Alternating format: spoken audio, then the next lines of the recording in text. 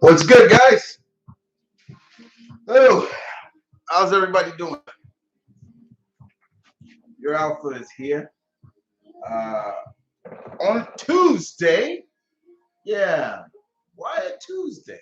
I don't know. I just felt like the mood to hang out with you guys and kick it. So yeah, we're doing this on a Tuesday. On a Tuesday. Uh, I'm It's been now. It has been now September, a little bit of August. It's been about 2 months now that I have been in my new place now.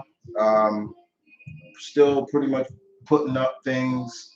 My room is pretty much where it needs to be. There's some things that needs to be going on here, but it's pretty much right where I need it to be in general. But I'm here, guys, because yeah, there's a lot of things that I'm sure uh, you guys want to ask me and talk about and things like that. Yeah, this just should be fun. Let me make sure I got the thing up. Okay. Um, so outside of that, it should be a lot of fun. And I thought, man, Tuesday be good. I need to get the first open mic of the month of October out. So yeah, what is in store for us? Well, we have this Friday. We got Halloween Kills. For all my fellow gamers out there, the Back for Blood just dropped today. I'll be playing that sometime later when I get it. Um, uh, we got there's also another horror game coming out, House of Ashes, next week or so. It's the same people that gave us the anthology and also did the work on Until Dawn. But I didn't like Dawn. I didn't like Metal Madon. I didn't like that, and I wasn't really a big fan of Little Hope. But this game, the one that's coming out now, I'm really into. Looks the game House of Ashes reminds me of uh, the Descent mixed with uh, um, I forget what other horror movie, but yeah, it looks really good. Soldiers have fell into an ancient Sumerian uh, temple, and this is taking place during the war in Iraq. I think it's 2003. And while they're down there, they find out that they are not alone. There is a nest of ancient creatures down there, and they want blood. And I'm looking forward to that. We had news this week that Adam Warlock has been casted for Guardians of the Galaxy 3. Adam Warlock has been, you know, Adam Warlock has been teased since the first movie of Guardians of the Galaxy. We've seen his cocoon everywhere. And at the end, we saw Aisha basically talking about bringing him. His name will be Adam. And I have my thoughts on that. I will talk about that. And I also want to hear what you guys got to think about that. Uh, Jonathan Kent, Superman's son, has come out and basically acknowledged that he is bisexual. Even before the issue of Tom Taylor's Superman comic even came out, they put it out. I will talk about that because I have some issues. Don't have an issue, but I have some feelings on that. We also have Scream 5 dropped the trailer today. I did not watch it. Malcolm, my brother, watched it, but I didn't, and he kind of gave me a little teasers of it. But you know, it is what it is. The Resident Evil, Welcome to Raccoon City trailer dropped. I recently did a reaction to that. Go check it out. I also did a reaction to a badass Iron Fist fan film with the homie himself, Christian Howard, playing Orson Randall, and Gaku Space, the voice of my man Genji from Overwatch, was in that as well. This fan film, my dudes, made the Netflix series look like a welfare case, and I loved it. And it's just once again why I've been screaming at the top of my lungs, my pack, hire Christian Howard as Iron Fist. Stop being stupid and hire the man. It is time. It is time, time. Uh, there's been a lot of stuff that's been coming out of the woodworks in the realm of geekism. So, like I've always said, you know, like geekism is a hell of a drug. You know, so it's a hell of a drug, and it's hard to stop. What else? Look forward to, guys. I have some other things I want to talk about as well before I start answering you guys' questions. But I will talk about.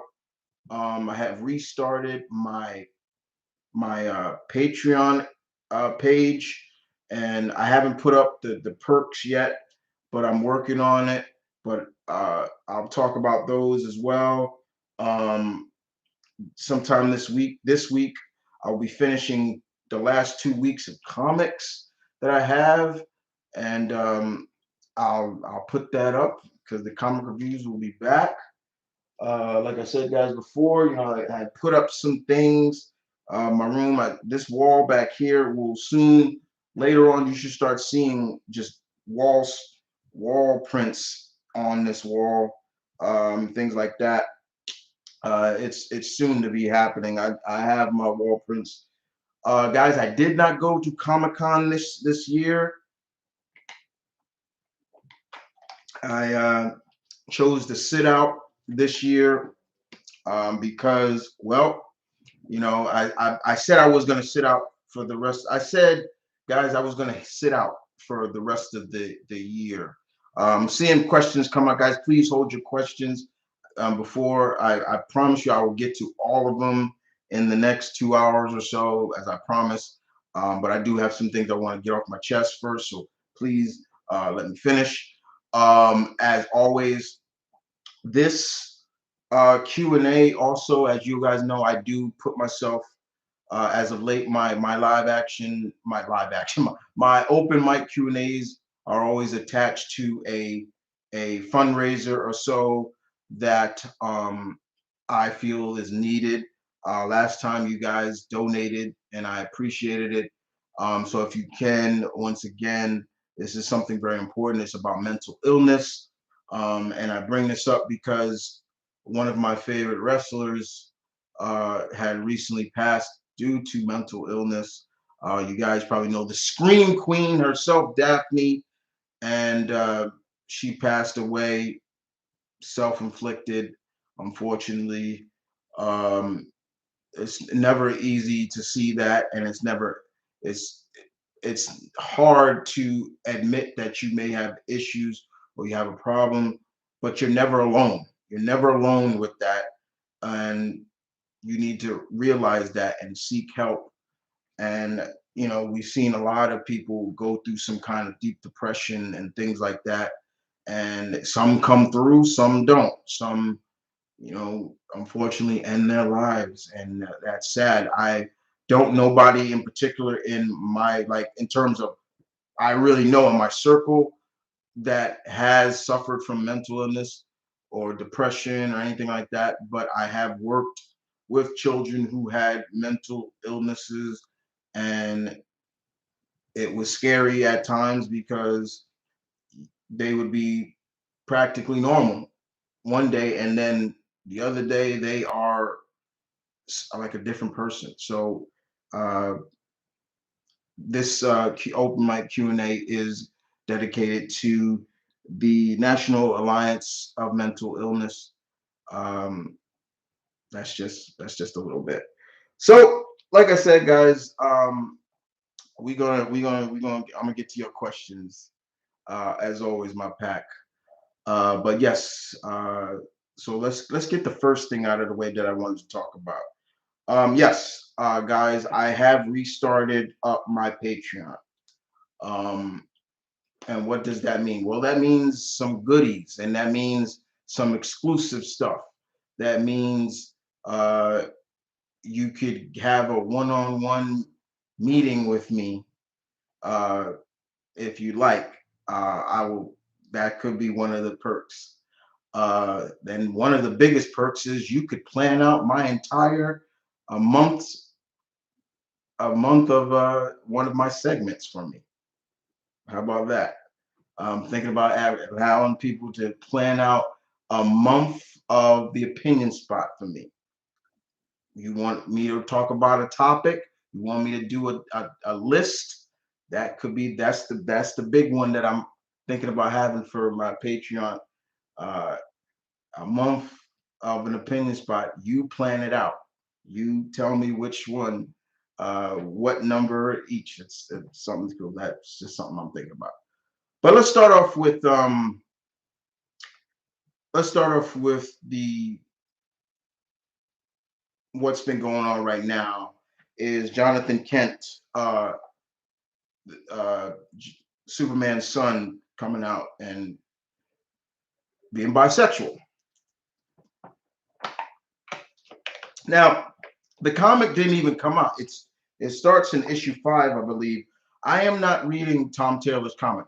Is it a reason why? No, I love Tom Taylor, but I decided I'm going to get this in trade. So probably after issue 5 drops, usually that's when trades come out. They put 5 issues in each trade. So once issue 5 drops and finishes, they'll probably put out the first trade. But I love Tom Taylor. I will read anything of that man. So my feelings on Jonathan Kent coming out as being bisexual for a fairly new character, I really have no big problem with it. Uh, but there are and and I've already seen it. There's going to be people that will look at this and be like, "This is stupid. Here we go again. DC uh, pulls this card just to get some buzz. I've seen it already. I know it. But like I said, Jonathan Kent is a fairly new character who truly still kind of finding his way. I mean, he was a kid when we first, and then there was the time jump when Bendis was writing him, which I don't like. I hate time skips, and now he's basically a teenager. Maybe I think he's 16 or 18 or 17, one of them now. But he has taken over as Superman while his dad is off world in the uh, and I'm like, oh, okay, it's not the same as what they have done with Tim Drake. And I've tried to defend Tim Drake's his rebel, but like I said, I don't hate Tim Drake. I will always love Tim Drake. Tim Drake is my favorite Robin of all, and nothing's gonna stop me from loving that character, even if he is bisexual. But the point with Jonathan Kent is he's fairly new. He was created by Dan Jurgen, and Dan Jurgen took over Superman when Superman almost in a sense needed a kick in the pants for something, and Dan Jurgens gave us Superman as a father, and this really started during that Convergence storyline, and it was great. I loved it. I loved seeing Superman as a dad. He's got more to fight for and things like that. But the real question at times was like, how did that happen? And then they do go into detail. So now Tom Taylor has taken over after Bendis, which I've never been a big fan. I'm not the biggest Bendis fan. To me, he's a hit and miss. He's always been a hit and miss with me. And I feel like Bendis on DC, they just said, hey, you can do what you want. We're not going to really complain. And unfortunately, me, It's just a lot of things what Bendis did. I just was like, nobody has said a damn thing about that. Like, why? You know. But he is now bisexual. Okay. To me, yes, representation does matter. I'm all for that. I am all for that. But, however, even as a heterosexual man that I am, I still feel this does nothing because one, this just feels like a ploy, and DC has, as of late, has been doing this a lot. They have been using something like this, like a matter like this, to get a little buzz. This will get spotlighted, and then it's over. Because at that same time, it makes me wonder. It's like, okay, how far are y'all really going to go with this? Because as of late, DC, unfortunately, with a lot of their gay or homosexual or lesbian characters, they don't do much with them. After the big buzz of, hey, this person has come out, it's back in the void again. And hopefully that's not what's going to happen with Tom Taylor, but it's Tom Taylor. That's the problem. That's right there. It's Tom Taylor. He cares. He will deliver. Like I said before, there's not much that man has written that I have not loved. So there is a point where I'm like, okay, but it's still a point of DC. You threw this out before the issue even came out. Now, the biggest thing I have also, and I'll end it with this, is that I wonder, do writers, and I always wondered about this, when writers change something or this from that, no, Tom Taylor did not create Jonathan Kent, uh, but Dan Jurgens did. So I'm wondering, did Mr. Double T basically maybe give DJ a call and was like, hey, DJ, um, you probably heard that I'm writing Jonathan Kent. Uh, so I'm just gonna let you know right now, he's gonna be bisexual. Is that okay? I wonder. He probably hasn't, but I just think like that. I'm always trying to think the honorable way. You want to let the creator so know, like, hey, this is what's going on. I'm just saying. But outside of that, I'm fine with it. Jonathan Kent's a fairly new character. I just hate it when they do it with characters who got 30, 40, 50 years of existence, and none of that has ever been showcased in any book. But now you want to do it just to have some kind of inclusion when it's not really needed.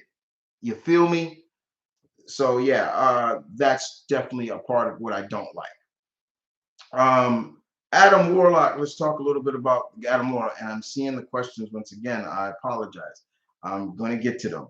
Let's talk about Adam Warlock coming to Guardians of the Galaxy 3.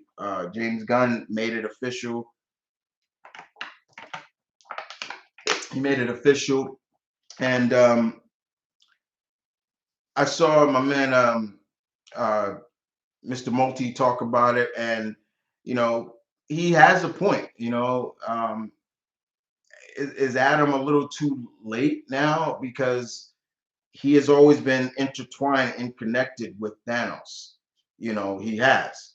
But I remember I wrote on his vid, go check his vid out, that the way Aisha was talking makes it feel like he may be kind of like the creation, kind of similar to like a Frankenstein's monster who finds his path and his way because he's being taught one thing, but he's seeing another way. They make it, he could turn out to be kind of like a somewhat villain. I wouldn't want that, but yeah. Or we all know that, excuse me, we all know that Adam has has an evil side. Could we see that? The point is, like, I'm wondering where they're going to go with that. The actor who they've gotten to play Adam, I'm forgetting his name right now, but I wish him the best. Who knows? Where you can go with this. But yeah, Adam Warlock is coming. Is pause, is coming, pause again, will be showing up soon in the MCU. I just hope it's not just a one and done because I still feel there's still a lot of things you can do. Even when James Gunn leaves, there's still a lot you can do with the cosmic side of Marvel, the MCU. Just saying. So yeah, man, like I'm looking forward to that. I'm looking forward to watching Halloween Kills as well. Um, and oh, last other thing. You guys have been asking, and I have delivered. So if you guys be asking me, so when I put it up, I expect you guys to go there and comment and look at it. I put up the latest list in honor of National Hispanic Heritage Month, which ends in 3 more days. It goes from September 15th to the October 15th. I have just recently put up 20 of my favorite Hispanic slash Latino Latin characters in comics. You got 20 of them. Go check it out to see if my list compares to yours. I got 20 of them. I hope you enjoy it. Uh, yeah, just saying. The other thing, Shotgun Saturday Fright will return this Saturday. It's Halloween season now, so I need to start putting that out even quicker. And I will be probably delivering not 2 vids, it'll be 3 vids. I have gotten blessings from a lot of people who've done scary fan films, and they said, "Oh, go ahead and react to it." So I will be. And once again, like I said, guys, if you ever want to send me something horror related to put into that, feel free with this hashtag Shotgun Saturday Fright. So I've finished what I was going to talk about. Now let's answer your questions. Now, first and foremost, which members of the pack are here? Let's do this. Let's see this. All right, so we have Kuma, Travis, uh, Real David asks me what happened. This Shotgun Saturday Fright will return. Patrick, uh, let's see, Catherine, Warhawk, Galactus Girl, Marion, Andre, Rakai, Skyhem, and my man Juan is here so far. All right, and is anybody else here? Uh, bless you. I think I heard my neighbors. Please. Uh, and we got another one of the newest pack members, Chris Funk. You ain't related to one of the Funks, are you, man? I'm just. All right. So let me start with the question. Okay.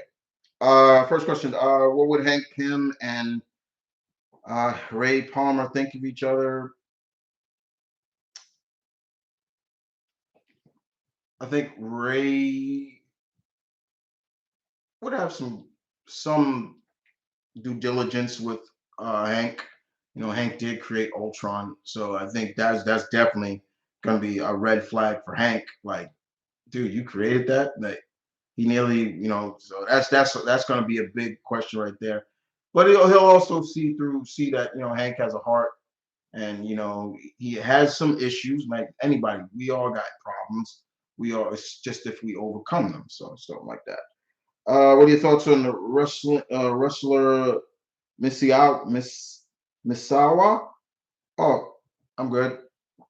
Uh, Real David asks what happened to Shotgun Saturday Fright. Uh, it returns. It's going to return this Saturday.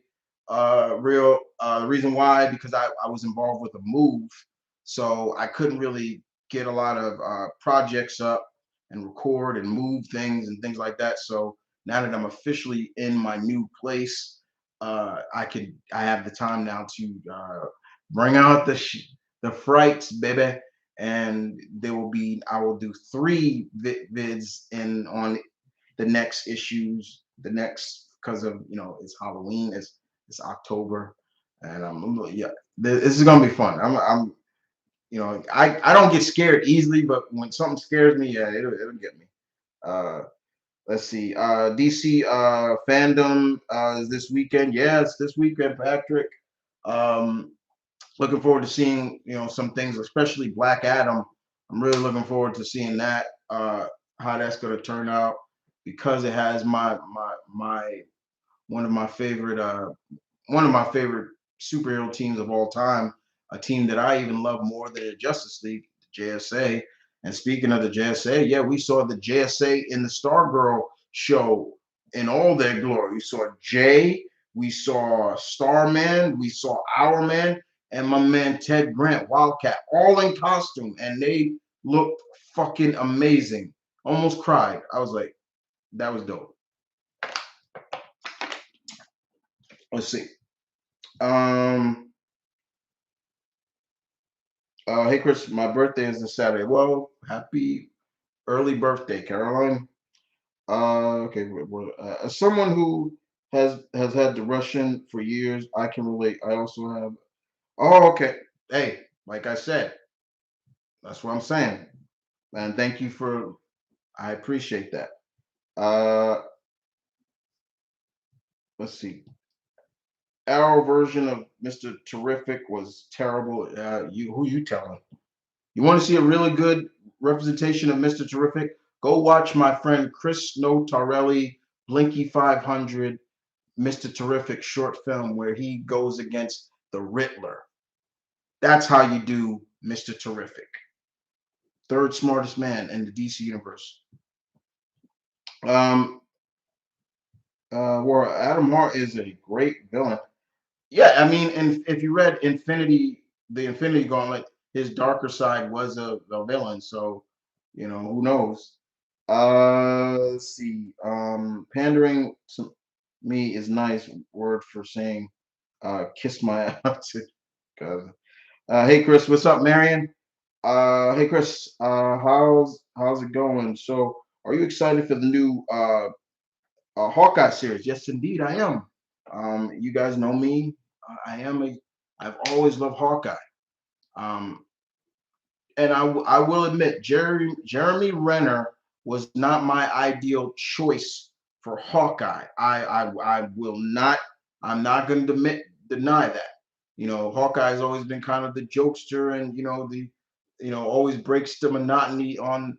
But he's also one of the hardest workers of the Avengers, because in his eyes, he always has to be on his A game to keep up with all these other superpowered or enhanced teammates. But he's Earth's mightiest marksman. My ideal choice for Hawkeye, I remember saying Sean William Scott. I always thought Sean William Scott would have made a pretty good Hawkeye, because of his funniness, and he can get serious too at the time. But you know, but Mr. Renner has really showed me, oh, okay, he can. But I really love how they are really playing up his hearing loss, which is true. This series really looks to really be an homage and an adaptation of uh, of Fraction's run, which is fine. Uh, it's going to have Echo, so we get to see Echo, and then she's getting a spin-off series. And there's rumors already that Vincent D'Onofrio and Charlie, Charlie, Charlie, Charlie Matt. No, I'm forgetting what's who played Daredevil. Uh, could be returning. I wouldn't be. That'd be cool. I can't believe I forgot his name. Um, so let's move on. Okay. Hey, do you think Dean Cain would make an excellent pro wrestler? Ha ha ha ha. I don't know. Maybe a heel, yeah, probably, or a mouthpiece for somebody. Yeah, probably. I know that's funny. I get it. Skyrim. Adam will probably start off as an antagonist because the lady hates the yeah. Aisha, yeah. That's what I'm saying. It probably will start off like that. She six, Adam on the Guardians, and somewhere down the line he start. They're not the villain. They're not the bad guy. You tricked me. You turned me into something I'm not. I was supposed to be a savior, not a destroyer. You know. So yeah, good call. Carolyn, do you think a lightsaber could kill a vampire? Yes, yes, I do. Yes, I do. Yeah, I do. Um, Halloween, the day everyone is in cosplay, pretty much. Hello, bro. What's up, Chris? Anime villain that are scary. Anime villain that are scary. Um,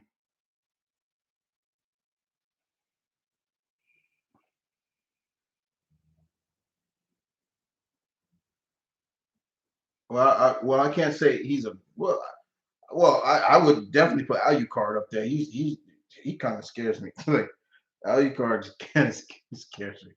Uh, even though he's the main character in Hellsing, but yeah, he kind of creeps me out.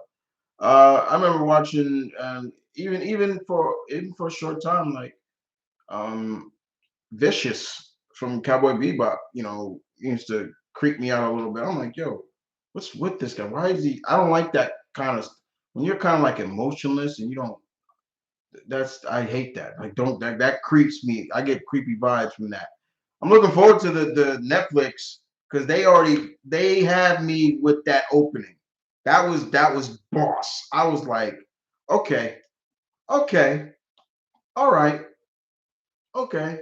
And to see little Iron, I love corgis. I love corgis, so it's like, all right. So yeah, let's see. Um, Juan, have you watched the new Baki? I have, and my review of it is up. Go check it out, along with my overview of season one of What If. Go check it out.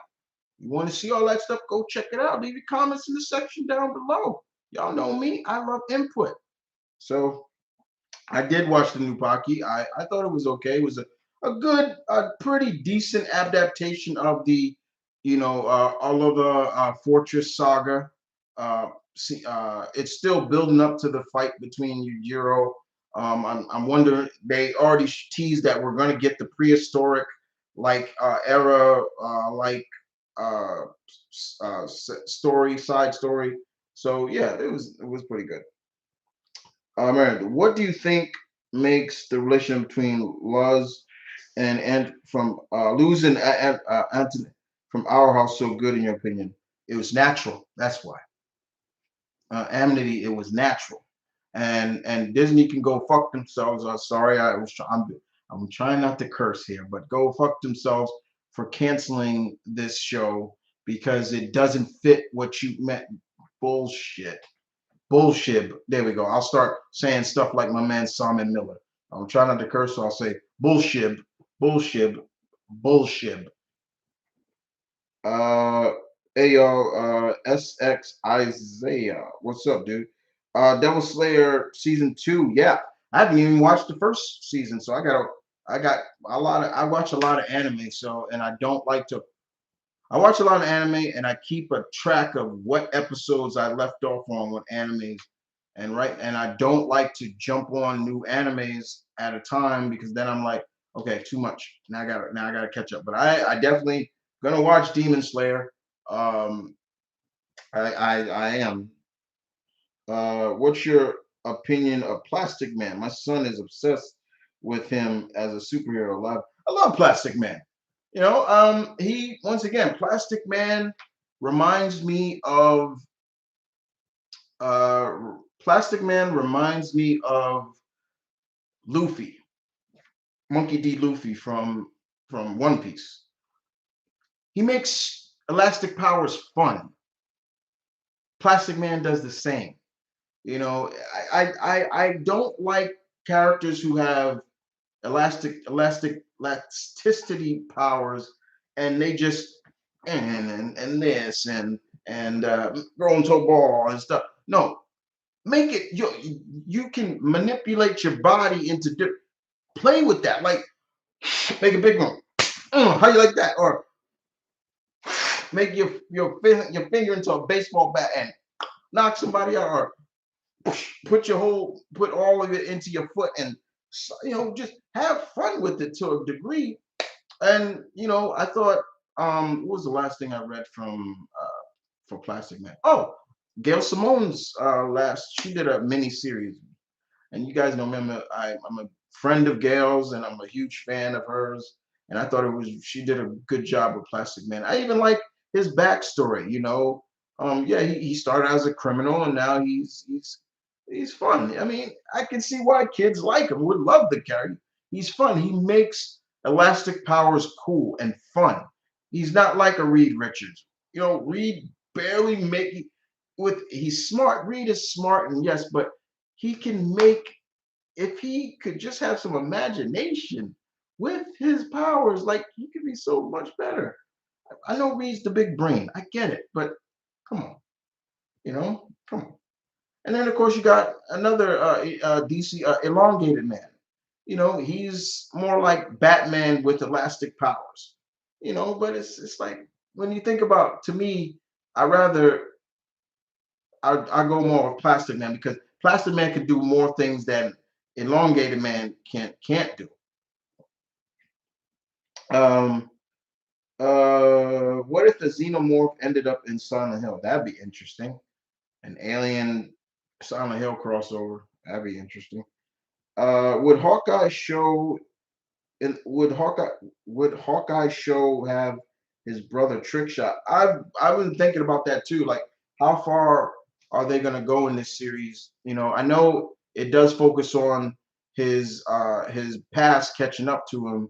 About when he was Ronin, and we're gonna see more of what he was doing during that time as Ronin. And I'm thinking, and I'm banking on, maybe we see where he got that outfit from.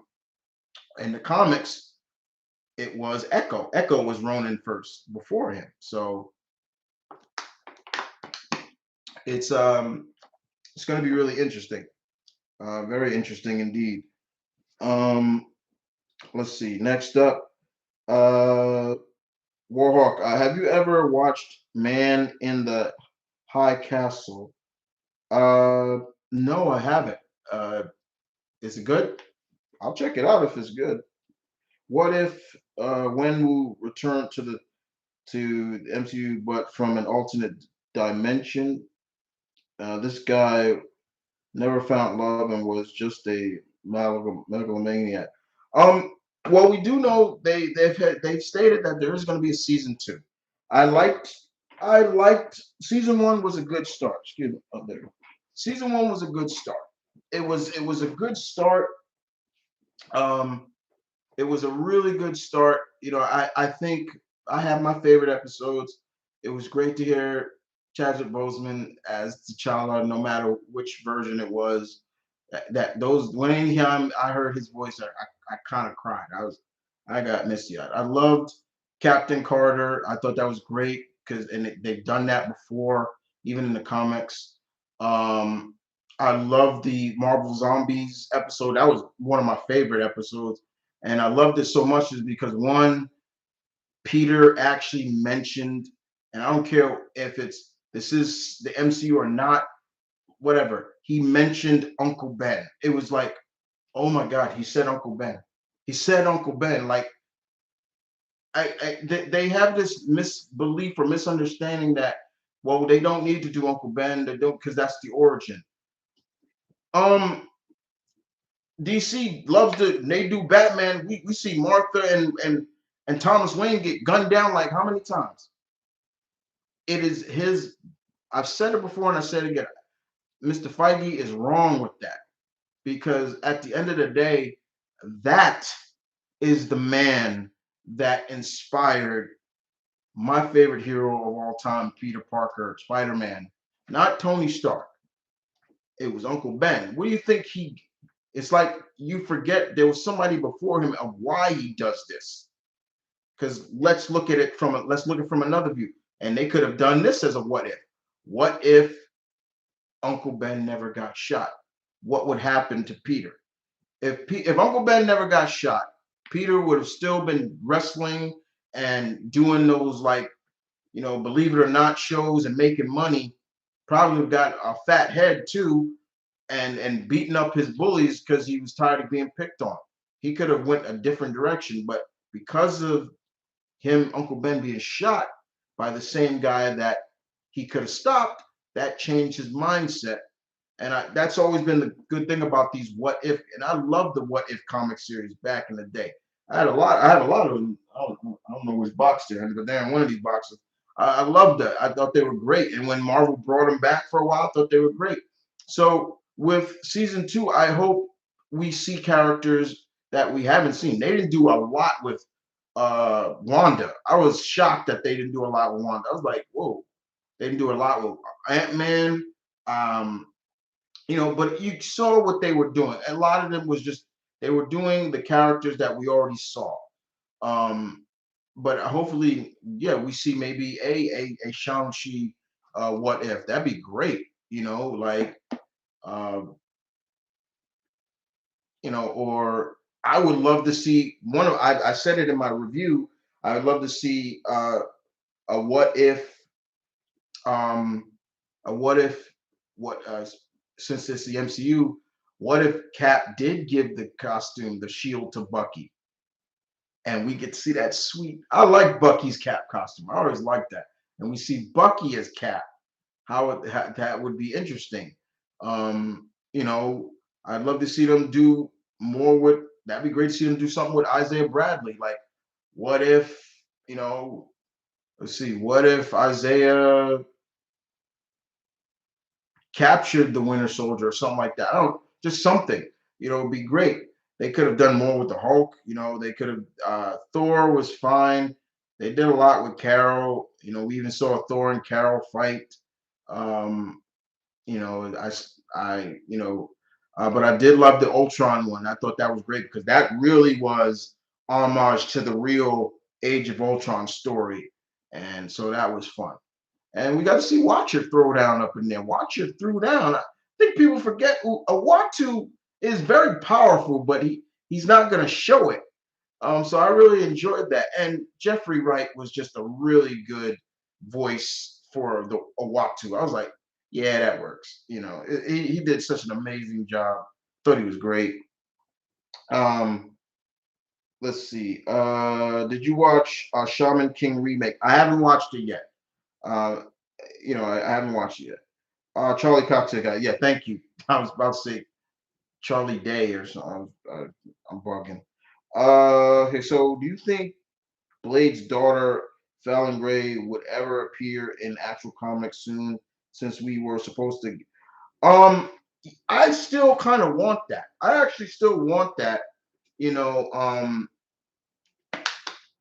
I still want Fallon in there but it would be it kind of now would have to make some sense because Blade is an Avenger now. Blade is on the Avengers, and he ain't got the time, or he ain't got the time to be knocking somebody up, you know. And it's already been stated that the vampire population is pretty much dead in the Marvel universe. And what do you think is that for? And I love how, people, he says that you're welcome, uh, but go read Dark Age, by Tom Taylor from Marvel. That's good. It's 2 issues out right now.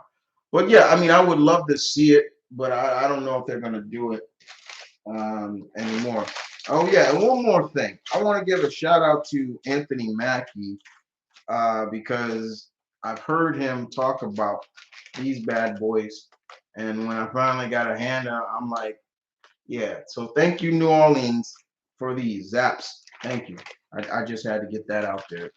I'm addicted to these things right now, especially the voodoo flavor. This one I'm addicted to. So yeah. Um, Yeah. Thank you, New Orleans. Uh, Willow from House meets Willow from Buffy. Oh, that'd be crazy. Hustle T King reaction. What up? Hi. What if Captain Carter showed up in Doctor Strange? I know there's a lot of people thinking that would be the way to bring characters back. I doubt they're going to do that anytime soon. Yeah, we're gonna see characters from the What If series show up live action. Would it be cool? Yes, but I don't think it's gonna happen. Once again, MCU, Kevin Feige, all of them, they have a plan. They know where they're going with these things. But would it be cool? Yeah.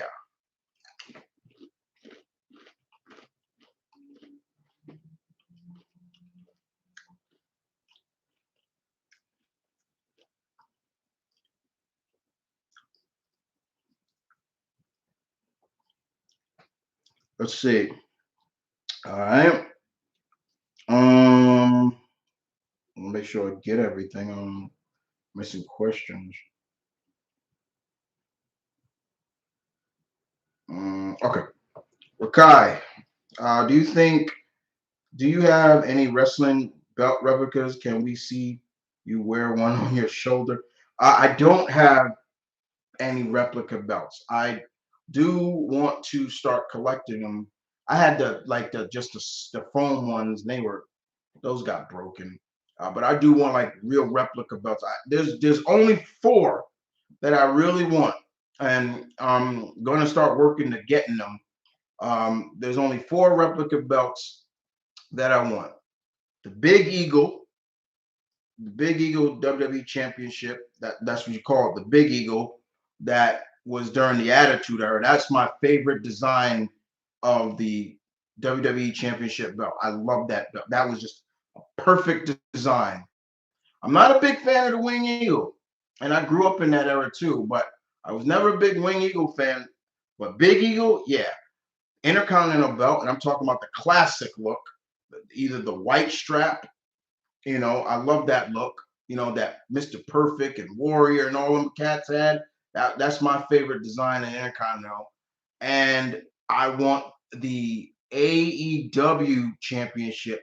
That belt looks so pretty to me. I'm like, yeah, I want that.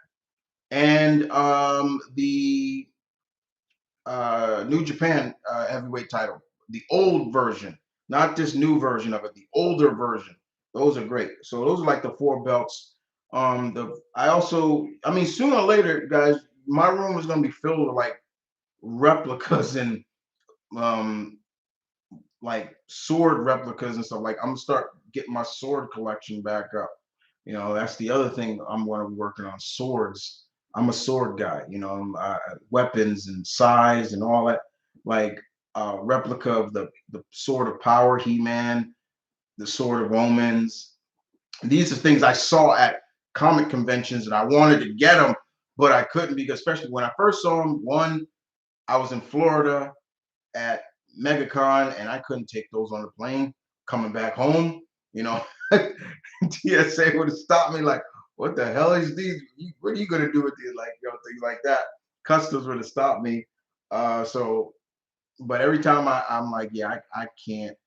And every time when I go to New York Comic Con, and I saw them, I'm like, I can't carry these with me. I mean, yeah, it's New York, but still, cop sees me carrying these, like, "Ew, come here, what are you doing with them?" Like I'm busted. So yeah, swords another one, like replica of the sword of omens, Lionel, He-Man sword, the reverse blade, Kenshi Nomura. I want a replica of. I'm working on getting a replica of a prop of uh, Raiden from Metal Gear. When he was the ninja, his sword, blade sword, things. Once again, when you're a geek, your hobbies, you work your ass off to fulfill your hobbies, and that's me. You see all these books and things. I mean, there's more over there. There's some in my closet over there. Like I take a lot of pride in knowing that I have over. I lost count of how many. Last time I checked, I'm over 2,000 or so comic books, and I've read them all. And like that's an accomplishment to me because I put a lot of time and effort into that stuff. You know, I'm a collector, but I also take a lot of pride in them. In that, you know, I've worked from the age 10 to now 39. It's like something I did. It's like, guys, I'm gonna be 40 next year. Can you believe that? Like, I think I get up and I just look up and I thank the great spirits or whoever's watching. Like, thank you, let me see another day. Like, you know, I don't feel old, but it's just like, man, I'm gonna be 40. Malcolm, my brother, Malcolm, his birthday's coming up. He's gonna be 28. He's 27. He's gonna be 28. It's like, where does the time go? You know what I'm saying? Like stuff like that. It always gets me. It really does. It's just like, oh my god. Um, let's see. Uh, what would Reed Richards and Michael Holt think of each other? Oh, that's a brain discussion going crazy.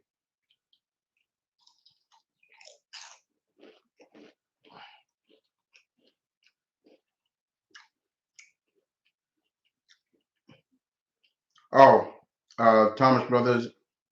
When the lawsuit against Disney, they get the rights back to Predator. That franchise shouldn't be owned by the damn mouse. That ain't gonna happen. The next movie, Skulls, is coming out, and I'm actually looking forward to it to see the very first Yautja that came to Earth, and the character is a Comanche, a warrior, a Comanche warrior, is female.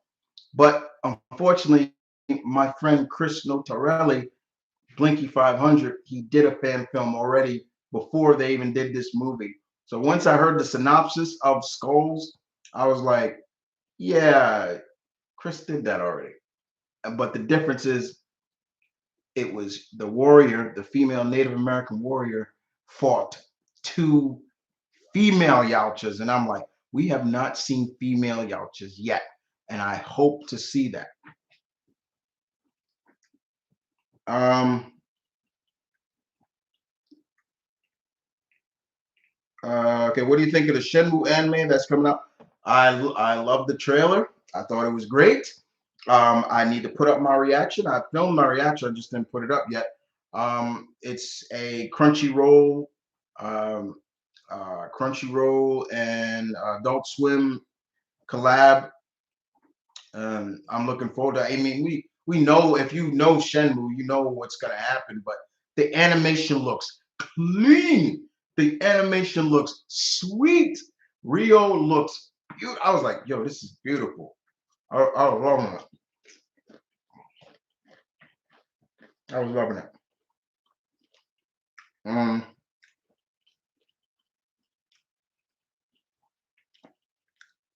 Um, One Piece is a goaded anime. Who's your favorite Straw Hat member? Um, I have stopped watching One Piece because I have lost count where I left off on that show, and trying to go back and watch it would be murder, even for me. But I always like Zoro. Yes, I said his real name, not Zolo, Zoro. Yeah. See, I know my yeah.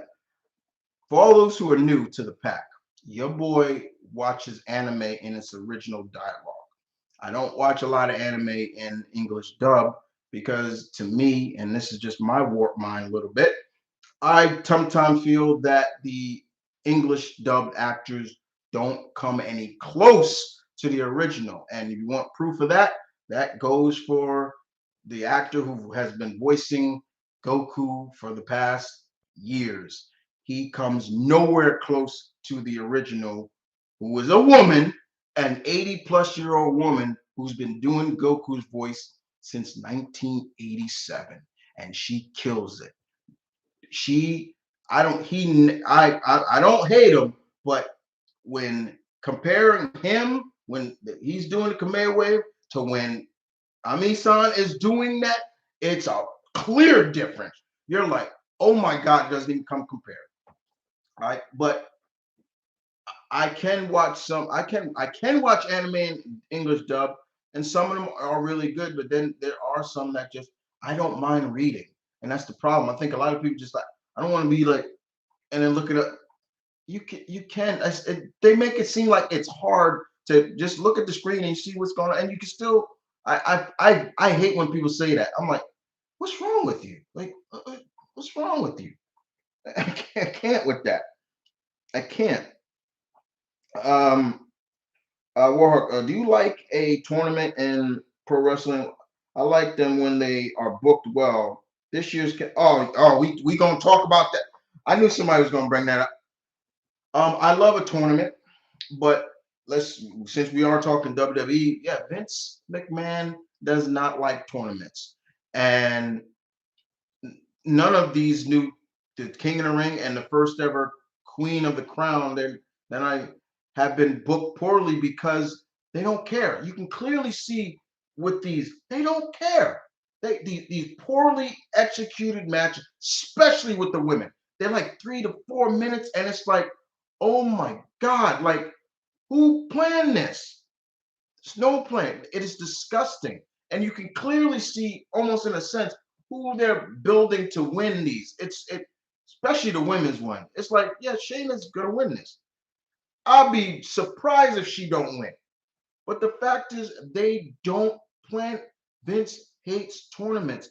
And clearly, as I said before, I've said it, this man needs to fucking step down. He's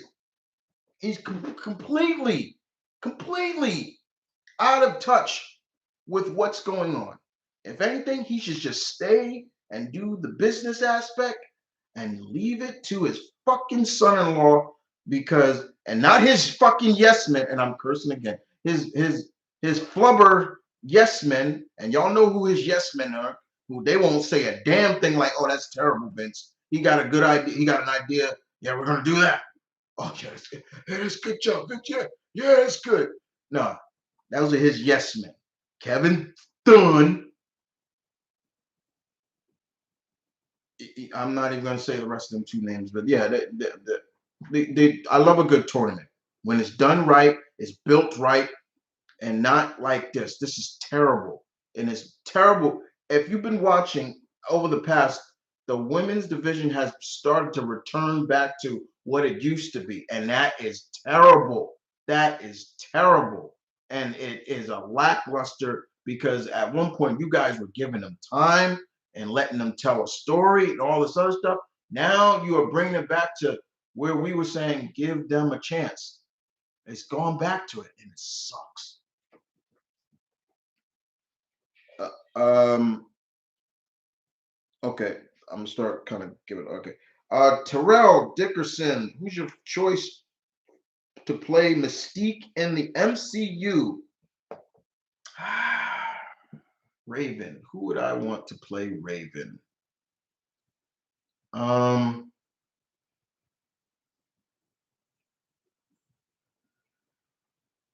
There's a part of me that was like Charlize Theron for some reason. I was like Charlize Theron as Raven, Mystique.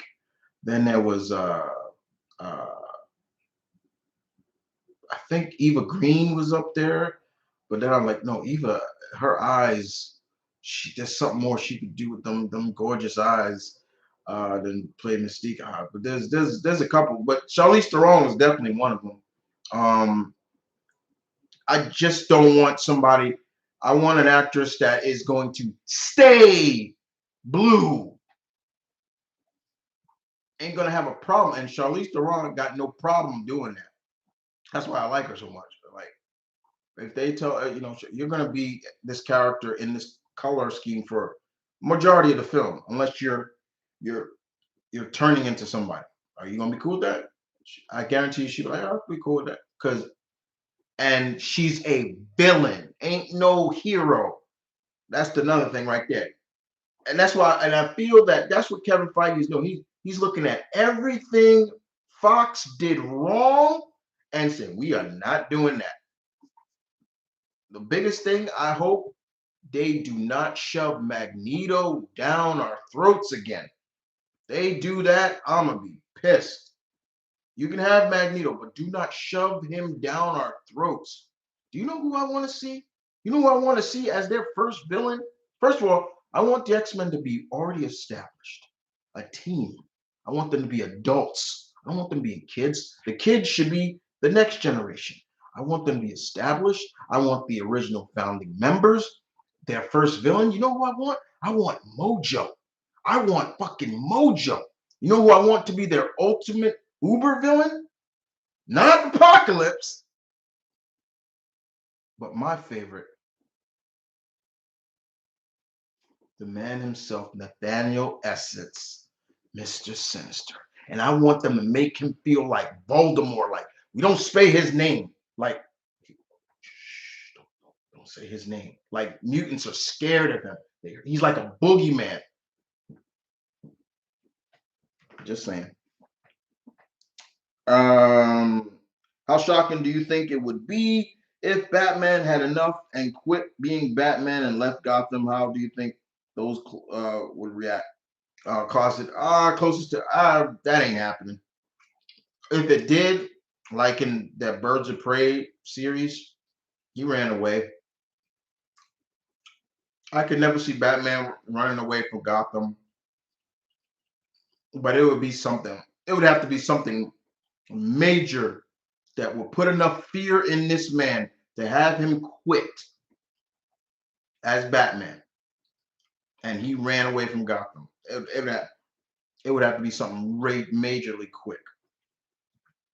But nice question, Marion. Okay, Andre. Hey, Chris.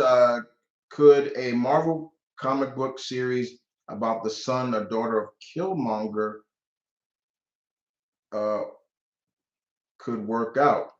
Depends who's writing it.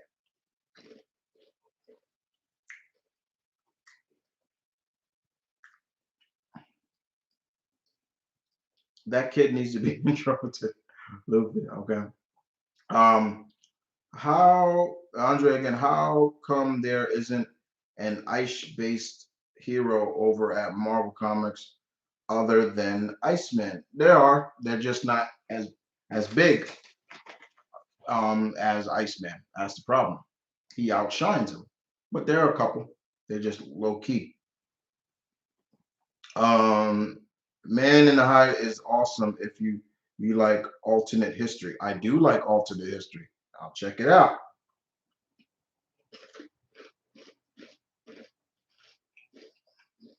Instead of the Venom symbiote, do you think the symbiote inside the tank with Harry at the end of the first Spider-Man game will be a different symbiote?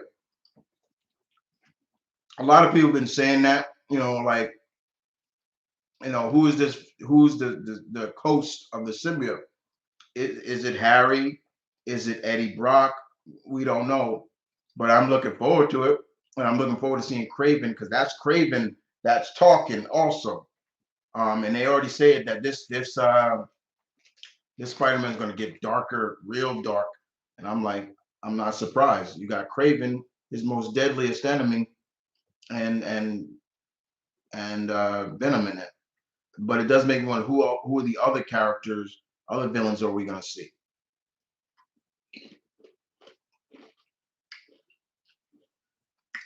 Thoughts on the Let There Be Carnage post credit?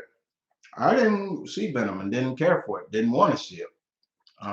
But I had a coworker tell me, and I'm like, huh, okay. So, well, I was just like, oh, all right. I didn't care for it. I did not care for. I know it made a shitload of money. I wasn't hating on them. Just like, all right, it's not for me. Just wasn't. It wasn't for me. I didn't like the first Venom. I didn't care for it. I sat down and watched it, and I'm just like, eh. But the problem I have with Venom as a whole is like they're not gonna do anything outside of him facing other symbiotes. It's like, who's next? Toxin? The female, it's like, who's next? Because all he's gonna do is eat them. Like it's like, oh. Hey buddy, what's up, Rex? So here's a interesting Marvel what if idea. What if Isaiah stayed as Captain America? Well, he was never a Captain America in a sense in the MCU. Uh, if that's what the one, but in the comics, he technically wasn't Captain America. To the government, he wasn't, but to the blacks and everybody, yeah, he was. But okay, the question is, who would you get to play a young Isaiah Bradley in the MCU? I would love to see it though. Just a matter of time before we see the Young Avengers. We got all of them, pretty much all of them the in the pretty much all of them in the MCU outside of Hoakley. Everybody else is there, and I have a feeling we will see Hoagland probably in the Secret Wars series. If Andrew Garfield and Tobey Maguire, you asked that question before, Rex, and I said I believe so. Please don't ask the same questions twice. I don't have a problem answering, but I got a habit of like asking me the same questions over and over. It blocks out people who are, just trying to ask a question I never answered before. I don't hate to repeat myself, but it does get annoying sometimes. Just saying. Um, Interesting. You interested in Ghostbusters Afterlife? Hell, fuck that. Hell, flub, yeah. Hell, flub, yeah. Yes, I am. I'm a Ghostbusters fan, and I want to see this one. Uh, and I'm already hearing like that people saying it's great, and I think it's great because you got Ivan Reitman's son taking over. So following his dad's legacy, that's great. I like that. Tara, would you like to see Absorbing Man again in the MCU, maybe in another Hulk film? Yeah, and we might see Absorbing Man in the She-Hulk series coming. hmm Chris Funk, did you see Venom 2? No, and I plan not to. Do you think Green Arrow? This is from Kuma. Do you think Green Arrow want to train want to train Kate Bishop? Do you mean would he want to train? Maybe if she wanted it. Um, Andre, so what do you think about the newest Disney Channel animated series, The Ghost and Molly McGee? I haven't watched it. Rambo, Warhawk, Rambo. I would like to get the big gold. Oh yeah, that's right. That's the other one. The big gold belt. Yes, I want big gold. Yeah, that's another one. Uh, Connor Connor McLeod's katana would be cool. Be a cool replica to own. Oh yeah, yeah, that would be cool. Yeah, that would be cool. Um, with all these remakes, I'm not gonna lie. If Henry Cavill is gonna play the new age Connor McLeod in the remake of Highlander, I'm down. I will watch anything. Um, I'll watch anything Henry Cavill's in. I love that man. I think Disney did him. I mean Disney. I think Warner Brothers did him flubbing dirty. You know, he was a good Superman. He just had bad material, and they should have given him another chance, but they aren't. So, to Warner Brothers and DC, flub you. Hey Chris, would you be interested in seeing a genie hero in Marvel Comics?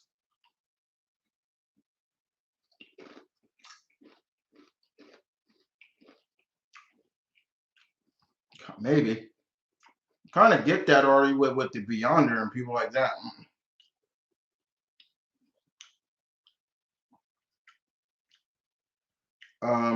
Travis, did you hear about the author of Gold 13? No, what happened?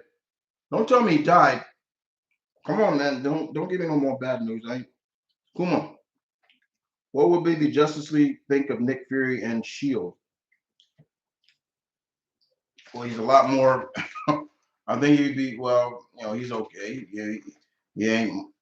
He got his secrets, but he ain't nothing like the bitch Amanda Waller. I can tell you that much. So Nick Fury has his ways, but I, I think he'd be okay with Shield. They'd be all right. God, dude, serious question here. I'm aging myself, and I'm going to be 34 next year. How do you deal with aging? I'm having a hard time um, myself here. Hmm, that is an interesting question. Real? You want me to get real? Okay. Real talk. Um, the way I deal with aging and getting older is, yeah, my hobbies are the things that keep me grounded, and they always have. You know, a lot of the hobbies that I had or have kept me out of trouble. I can come on and say right now, I don't have a criminal record. You know why? My hobbies, and they're always going to be that way. Um, Dealing with getting older is a mindset as well. Like there are things I want to improve about myself. Like for example, during the pandemic for real, like I kind of slacked off on staying in shape. Like that's when I feel it. Like I don't feel like old, but I just feel like I've gained weight, and I'm like, oh, like okay, that never felt that way before. So I definitely need to get back in the gym. But over in time, like I look at myself in the mirror, or I look at older pictures of myself, and I'm like, man, I still look the same. Like, people people when I work with, they'll like, Chris, how old are you? And I'm like, 39, and they're like, no, you're not. You can't be like. And I'm like, good God, you don't even have a wrinkle on you. I'm like, what kind of wrinkle? What am I?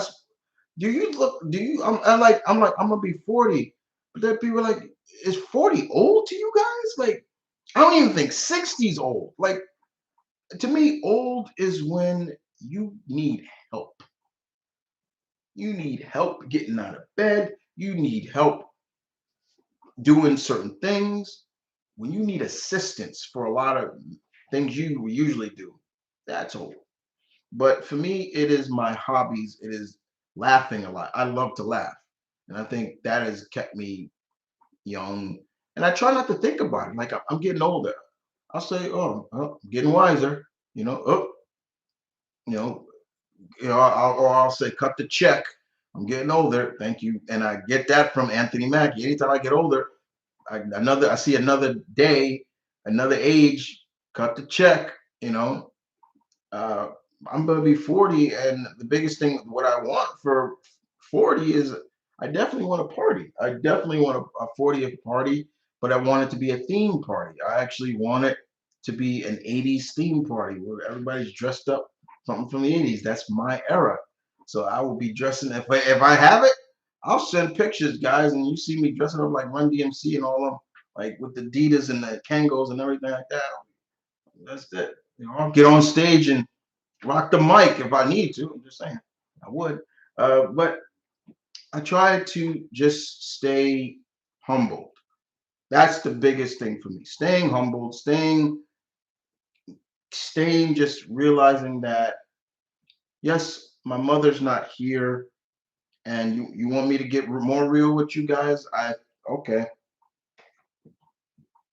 For the past October 5th passed. That was the 26th anniversary of my mother's death, and that was the first time in 26 years that I woke up and I felt like there wasn't a weight on me, because for a long time, because of her death, I felt I was responsible for my mother's death.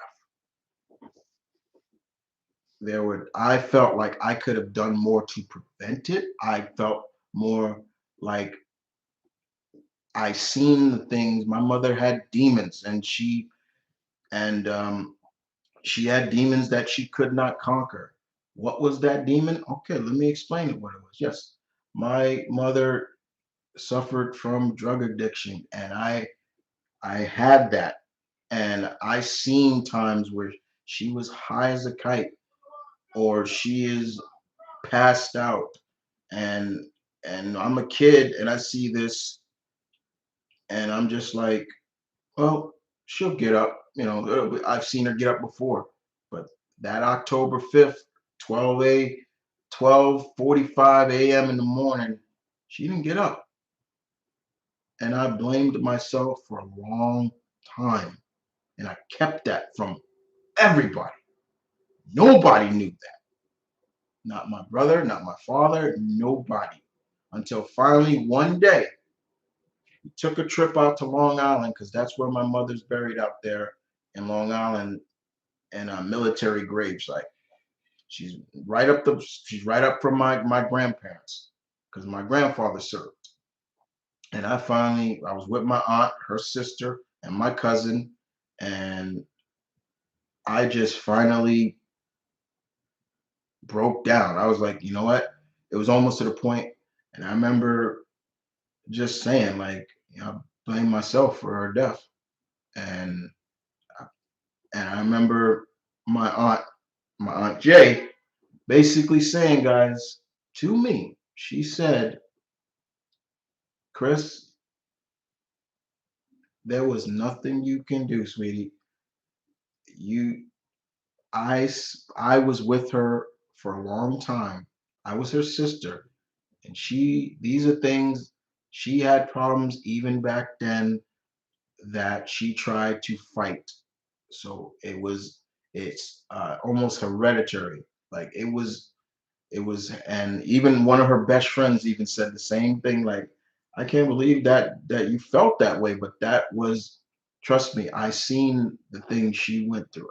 So I had serious kind of not a depression, but I felt like, yeah, it was my fault. My mother's death was my fault. I could have prevented that because I seen it was like anytime I saw things that she shouldn't be doing, I would throw it in the trash. And I felt that way for a long time. And finally, this past October 5th, this was the first time I got up and I just went, I don't, I just took a breath and it was like, that weight is not there on me. It's not there. I felt that way for a long time, and to prove that that weight is gone, I would have already guys would have been crying already. Not a. It's finally to the point where I've realized that yeah, it wasn't your fault. There was nothing you could have done,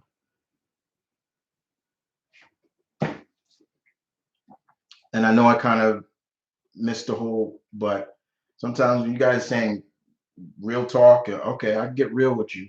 But yeah, in terms of aging, just stay humble. Like, try not to think of it as you're getting older to the point where, no, think of it as you're getting older. Think of it as you're getting older. You're now moving into another stage of your life. You're 34. You're on the path. You're still in Club 30. I'm about to leave Club 30 and enter Club 40 for the next 10 years. So, yeah, I'm looking at it from a standpoint of, like, in a sense, like a video game, you know. All right. Now, moving on. No, stuff like that.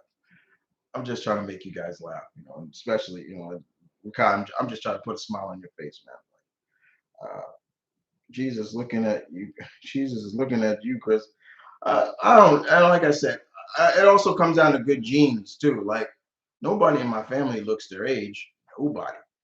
Nobody looks their age. My dad is in his 60s, and he don't look it. Like my aunts, my cousins, even Malcolm. Like my brother don't even look. I mean, he kind of may look a little older because when he's got his full beard, but the only thing for Malcolm is there's something that he wishes he didn't inherit from our dad, and he knows that, or he also knows it kind of came from stress. But I won't mention it because I don't want him to get mad.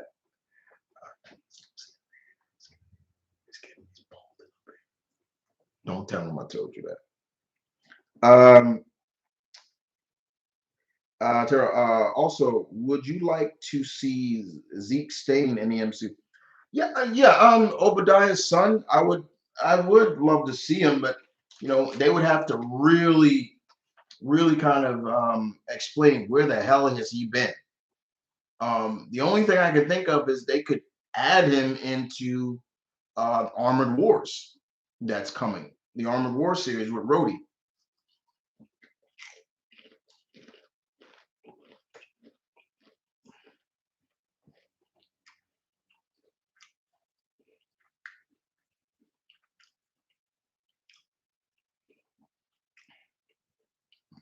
AVP is no longer going to be canon. I don't care.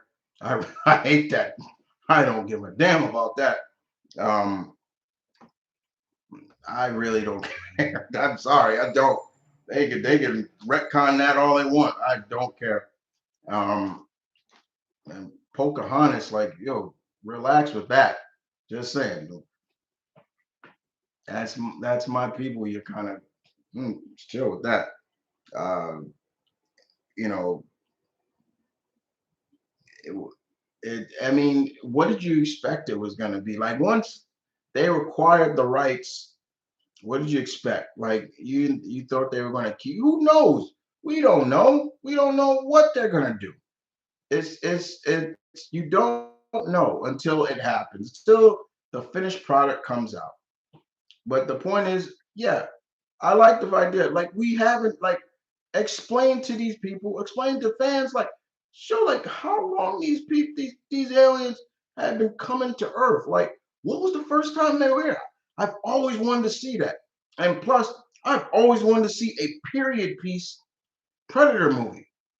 Enough modern stuff. Enough of that. Like I'm done with the modern stuff. Give me a period piece because I want to know how some of these people were able to survive this highly advanced alien. I want to know. The one I want the most is a Predator movie set in feudal Japan. God, I want that. Not a fan film, but a real movie.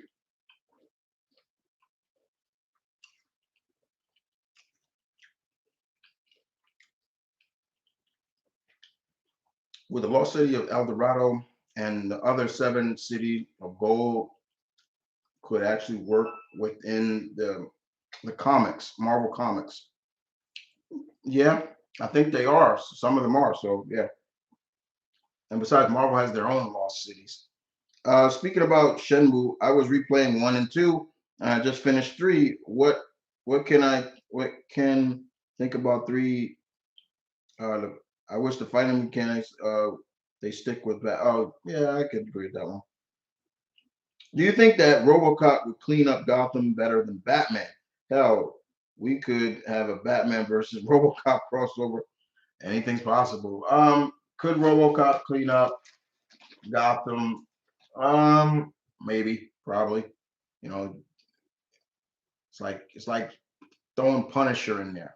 You think Punisher would shoot Joker one time? Pop, you're dead. Pop, you're dead. Riddler, he's gonna say, flub your riddles, pop, you're dead. Frank would be taking body back and yeah, who knows what Gotham PD would think like, yo, this dude's killing them. They probably cheer.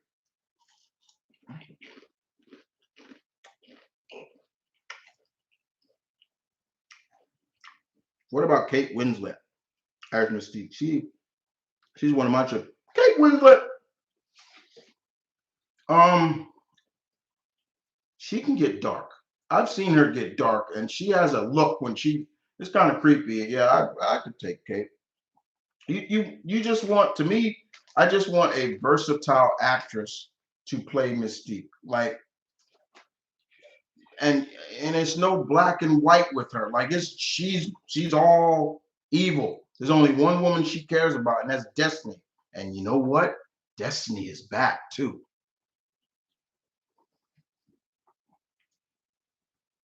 Marion, why do you think Dick Grayson would make a better Batman than Bruce Wayne? Uh, Dick Grayson did make a good Batman.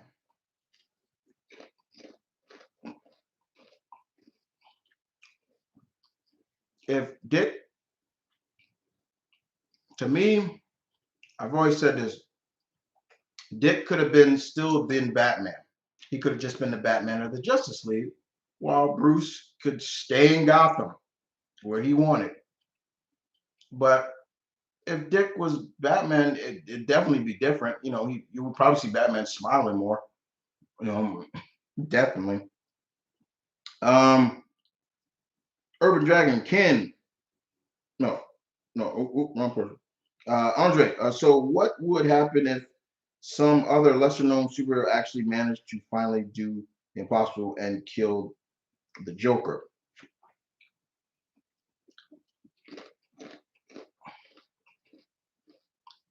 Go play Arkham City. There's your answer right there. Look how he was when Joker died in that. Yeah, there you go. What's good, Chris? My question is, have you checked out the astonishing times it was made by the same people of Variant? No, I'll check it out. I know you don't like Damien, and I do either. But you? But do you think Damien should get a new persona? Personally, I think he should take the Red X persona since in Injustice he was Nightwing. Well, Red X is in the DC universe. We don't know who he is. That's the problem. We don't. Red X is in the DC. He's in the DC, but we don't know who he is. Um, should Damien take a new person, man, character? I guess. I mean, I think he's still calling himself Robin. I don't care. I actually want. When I started to start like Damien, then the New 52 happened, and he reverted back to his little Tom Dickery flub self, which I did not like. Little big headed prick. Have you seen the Netflix series Extraction? That's the movie, right? With Chris Hemsworth, right? When he's the if that's what you're talking about, yeah. Do you think it's about time that we get some new characters to take up the mantle of Speedy? Nope, not if it's not natural.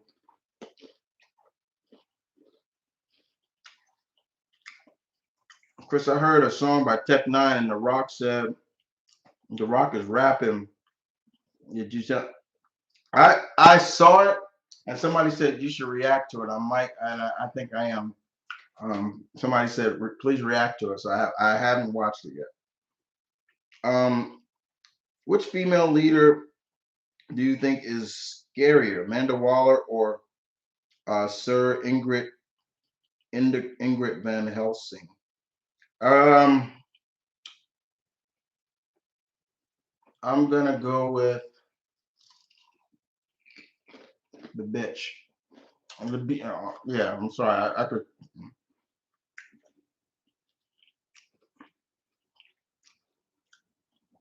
Terrell, have you have you liked to? Would you like to bullseye again in the MCU future? Yeah, of course. Would I like to see bullseye? Of course I would.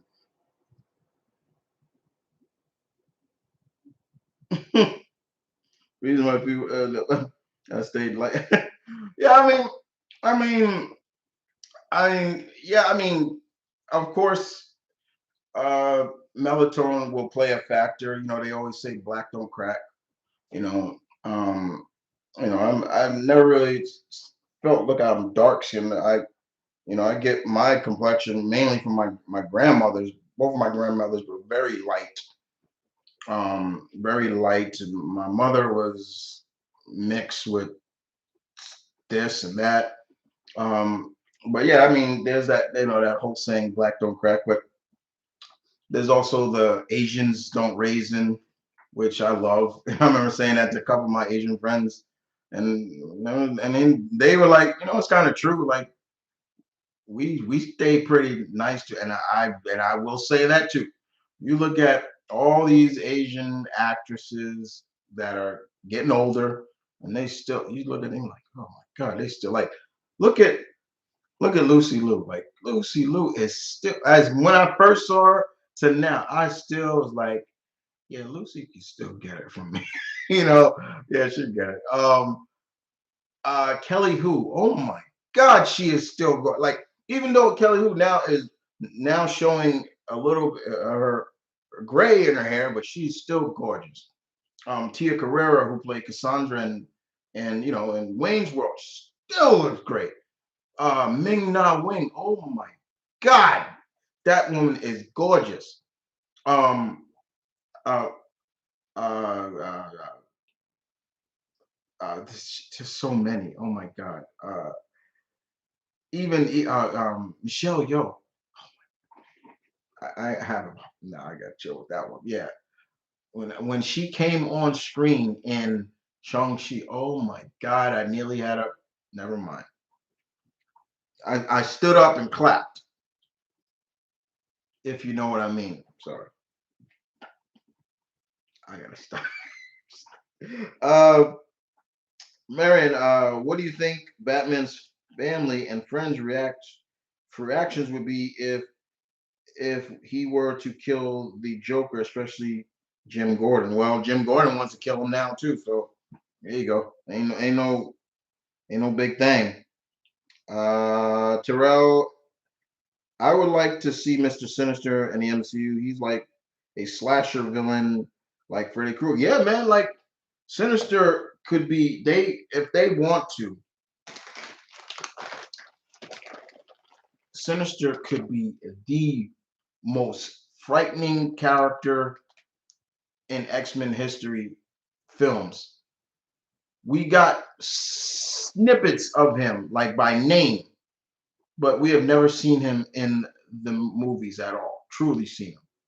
Even Mojo, like you show Mojo to a kid, he's kind of scary. Like this big, over blubbered, leg, spineless, going yeah, baby, yeah, coming at you like yo. That would creep some kid out. Like I'm dead serious.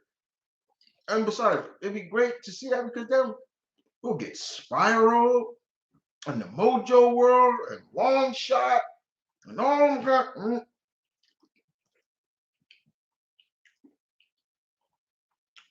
Um, Pedro, Pedro Justino, I hope I'm saying your name right, sir.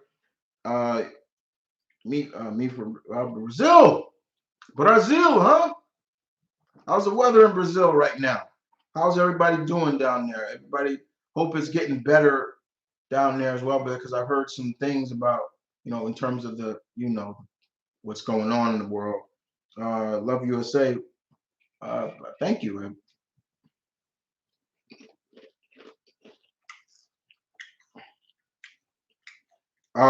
Do I had no idea you were first part of the first edition? Not first. Yeah, my mother was Cherokee. Uh, so yeah, not First Nation from like Canada, but Cherokee. I understand what you mean. Okay. Okay, you think Russell Crowe would be an awesome Wolverine in the early 2000s? I know they wanted to give him that role. He turned it down because he kind of felt like what he did with Maximus was kind of like aggressive. Um, I guess I think you know Wolverine definitely. Hugh Jackman set the bar high, and whoever takes that role, they got a big, huge, huge shadow to try to break out of. But personally, I think, and I would recommend them doing this is they hire an actor who is younger, is a little younger, but is portraying that he's that the reason why he looks so young is because of Wolverine doesn't age that fast anymore, and that builds off the keeping the character alive and keeping that actor playing. I mean, I know there's a lot of people that always say, Scott Eastwood could do the trick. Yeah, time I look at Scott Eastwood, I'm like, okay, put the sideburns on him, put the get the hair up, put on about maybe 20, maybe 15 more pounds of muscle. Yeah, I could probably see him do it. But you because let's be honest, we're never gonna get Wolverine at his real height. We're never gonna get that, or even close to it. I'm Wolverine's real height, 5'3". There you go. I'm his height. I'm his height. But it is what it is. But uh, I I love Russell Crowe, but I didn't really want to see him as Wolverine. I really didn't. There was so many actors that I mean, there was Russell Crowe. I know that it was I forgot the actor's name, um, but he did that movie with Drew Barrymore. I'm forgetting his name. Damn it. Um, yeah. Speaking of RoboCop, would Iron Man would an Iron Man RoboCop be good? Crossover be good? I think RoboCop would get some upgrades. That'd be kind of cool.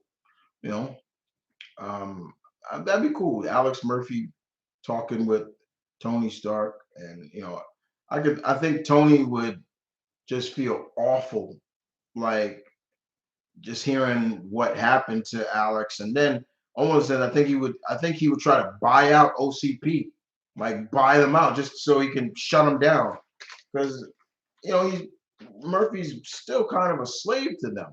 If you listen, if you go back and watch that first movie, you know what I've been doing as of late as well. What I've been doing, guys, is watching people watch movies that I've watched over 100 times for the first time.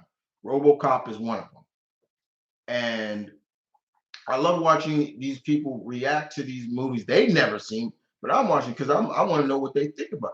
And a lot of them said the same thing. Man, this is just first RoboCop is just about corporate greed and this and I'm like, yeah, they got it. They understood what it was about. You hear what they were saying in that first movie? They would say shit like flub, like well, he signed a waiver when he joined the police. It's basically he belongs to us. It's like what kind of private police force stuff like that? It was just weird.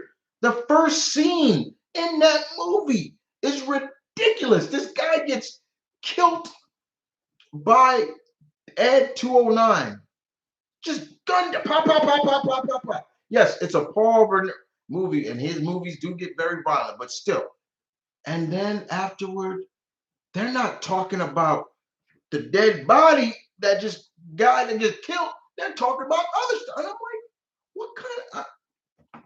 When you start watching these movies with adult eyes, yeah, it's a different thing.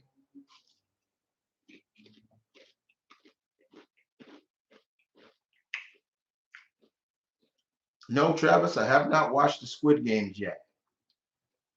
Right now, I'm finishing the series movies, the movies that made us, that series, which I loved. And I just finished watching a documentary on the 24 Faces of Billy Milligan. I'm into that stuff, like getting inside the minds of serial killers and stuff. I don't know why I like that stuff, but it just fascinates me because I'm trying to. what's going through their heads? Like, and Billy Milligan was the Ohio campus rapist, and he had raped girls back in the 70s and on an Ohio State campus. But he is the first case of supposedly the multiple personalities. This dude had 24 of them, and each one of them had a different way they spoke. There was one from Yugoslavia. There was a British guy. There was a 6-year-old girl, and he would bring each of them out, and it was scary. I'm like, and a lot of them would say, "Is he needs an Academy Award because I mean he died, but still because he admitted that he killed some people to his niece." But it's like, yeah, that's really scary. Um, he's different from Ted Bundy and all them other serial nuts. But yeah, man, like I'll be into that stuff. I watched all them stuff like Discovery ID. Like me and my pops be watching that stuff, and like The Evil Within. I'll be watching that stuff, and I'm just like, yo, this is sick. Like, but I'm also fascinated because I'm like, it truly comes back to something I saw yesterday on a man's shirt. And basically what it was, let me tell you what it was, guys. He basically said the shirt basically said the true humans are the true monsters. And I looked at that shirt and I'm like, it's scarily but true. A lot of freaks and monsters out here, and that's why I always tell you guys, man, stay true to yourselves, stay positive, stuff like that. Like, because there are a lot of freaks and sickos out there too. Um, did I watch the anime show Treese? What's that? I don't know what that is. What is your opinion about Indians? Is that supposed to be funny? Um, Rex, is that supposed to be funny? Because I find nothing funny about uh my people. I find nothing funny about that. So um, yeah, that's not funny. I don't find anything funny about that. You making fun of the indigenous people of this land, or 'cause I don't find nothing funny about it. We just celebrated uh, Indigenous People Month Day, and yeah, that's not funny. I find nothing funny about that. Please be careful with that. Don't. That's not funny. I find nothing funny about that. I no. Marion, have you ever listened to the band Nine Inch Nails? Especially, yeah, I have. I definitely got to listen to their newest album. Have you watched any anime porn? No. Have you? You want to bring that question up? Have you? You watch anime porn? Huh? You watch hentai, all that stuff? Do you think Mystique, man, you got a lot of questions about Mystique, Trevor. Do you Mystique should have her own book, her counterpart look in the MCU of a new and no. Um,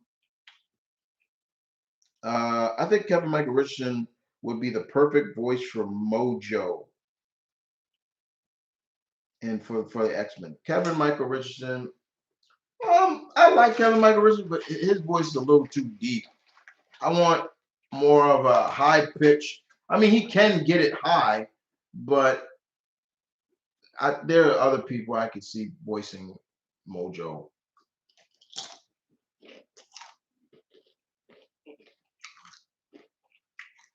Who should play Iceman?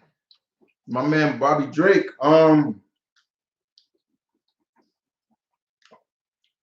Well, first and foremost, this actor has to have a little bit of comedic timing because Iceman is a clown. He's the clown. Iceman is the clown of the original five, and then of course, then Nightcrawler took that. Yeah, people forget Nightcrawler was the clown of the X-Men after Iceman. So you need an actor. See, this is where I can't really think like that I can think like that, but sometimes I need, first of all, like I said, I don't want the X-Men to be young. I want them, especially the original team. They should be in their late 20s or early 30s. Iceman. Hmm,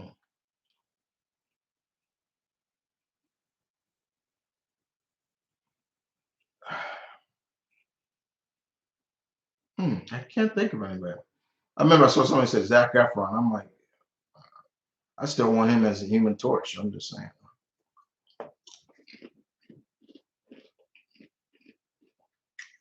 Um, let's see. Do we need a Keanu Reeves Constantine 2? Um, I didn't mind Constantine. I just wish it wasn't called Constantine. I wish it was something else. Excuse me, because I know Constantine. I'm like, he's a British guy. Like I know who he is, but I wouldn't mind. I don't think we need another Matrix. I don't even. I don't. I'm one of the few people that don't think we needed all them sequels.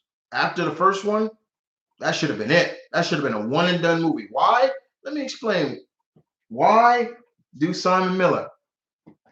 Here's why. Because he became the one right at the end of that movie. There you go.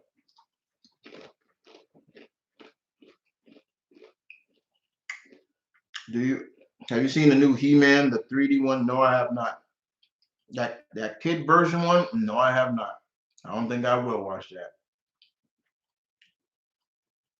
Do you like outtakes? Yeah, I like outtakes, of course. Yeah, I was. Yeah, I have. Yes, I have. Oh, okay. You have. Okay, yeah, okay, Trevor. I'm not judging. I don't judge anybody. All right, you like it? You like it. I remember when I was at I remember when I was at MegaCon uh, 2 years ago, and I was interviewing these kids dressed up as I don't know who they were. I thought they were the Chipmunks, but they weren't. And they basically said, and one of the kids even said, "Yeah." I asked them, "So how you guys enjoying MegaCon?" And they're like, "Yeah, we're loving it, but there's no hentai." And I said, "What?" Like, if you go back to my MegaCon 2019 adventure, and it's in there, you see me like, what? That was sick. That was funny though. Andre, hey, yo, so Chris, have you heard that the Black Sunman toy line was just brought by Mattel? What? Really? Interesting. Who do you think should play Storm? Well, first and foremost, I'm gonna be honest. Whoever they cast as Storm, that sister better be dark skinned.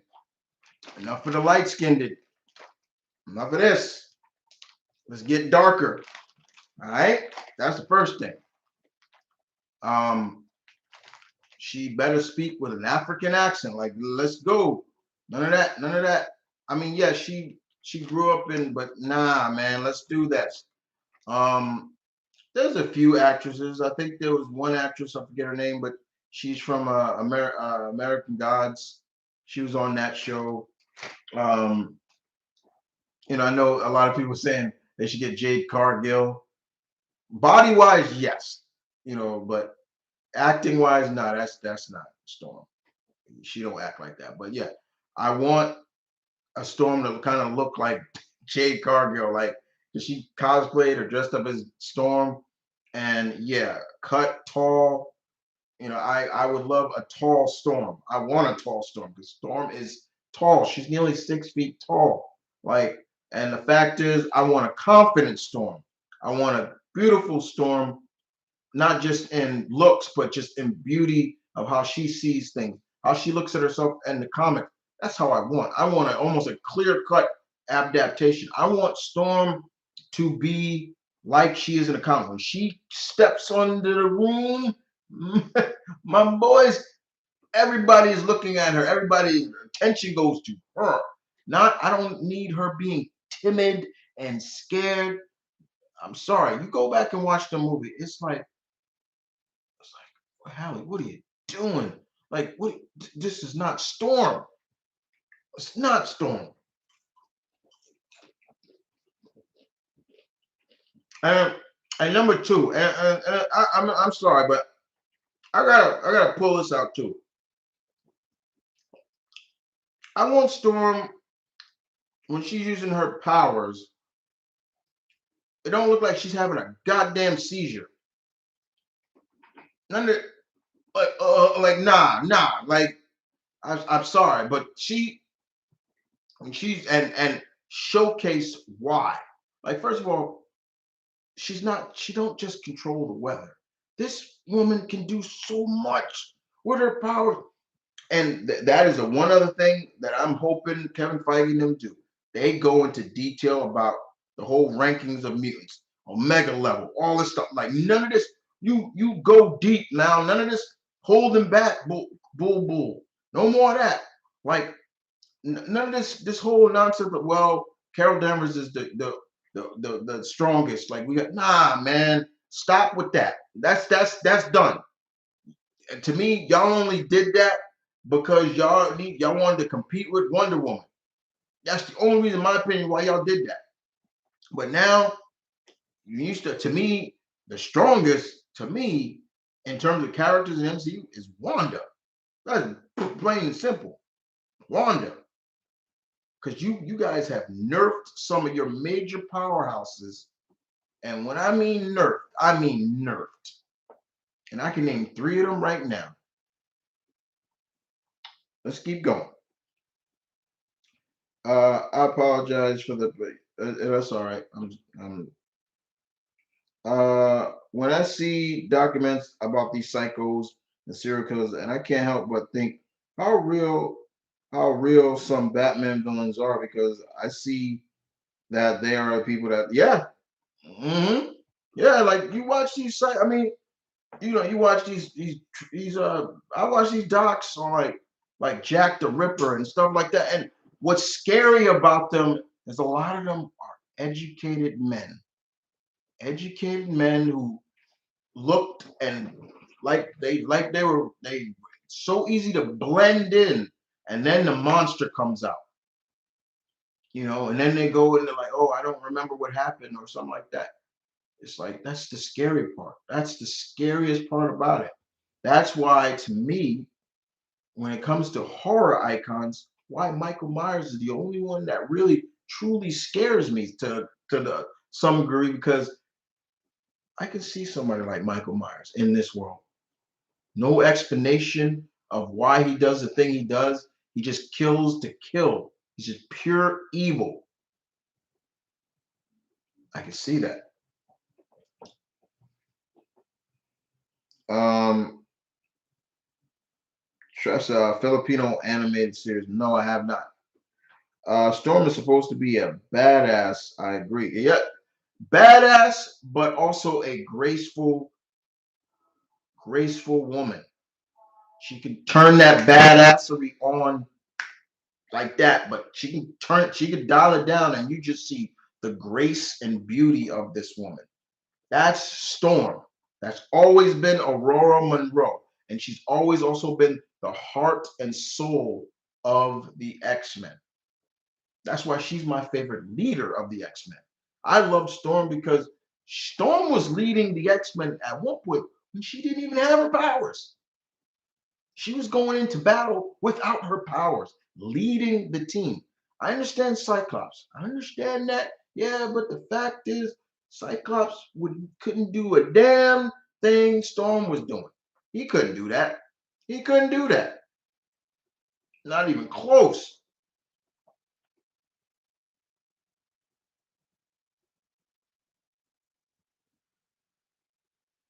I'm from India, buddy. Lots of okay. All right. I'm sorry. In terms of Indian, yeah, I do. I it depend if you talking about Indian women. Yes, I think they're very pretty. I feel that there's also a lot of bit of colorism in terms of India. To in some cases, mine. darker is not pretty, but someone who is lighter, you know, like beauty comes in different cases, but yeah, I knew a very, um, I knew a girl I went to school with. Her name was Rekha. She was Indian, and I see her now on like Facebook and things like that, and she's and I'm looking at her, I'm like, oh my God, like yeah, she's always had that beautiful smile and stuff like that, and it's great. She's all in the garb and everything with her husband, and I'm like, that's so cool. Like I like that. It's cool. So okay, so I just wanted to make sure because I am half Native American, so just chill with that. Like that's what I was trying to tell people. You know, I don't get off making fun of anybody's culture. I don't like that. Do you ever plan on going full time on YouTube and quit your 9 to 5 job? I have thought about that many times. Um, to go complete.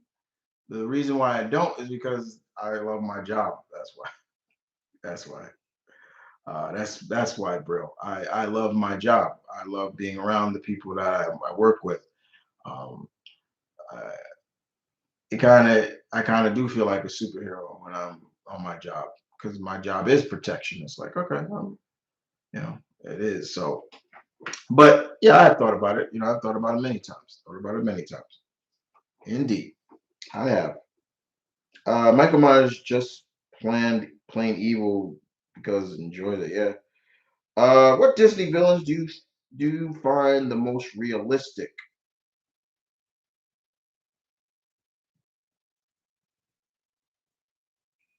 Well, yeah, Clayton, John Clayton. Well, Clayton in Tarzan, very real. He's a poacher. Poachers are real.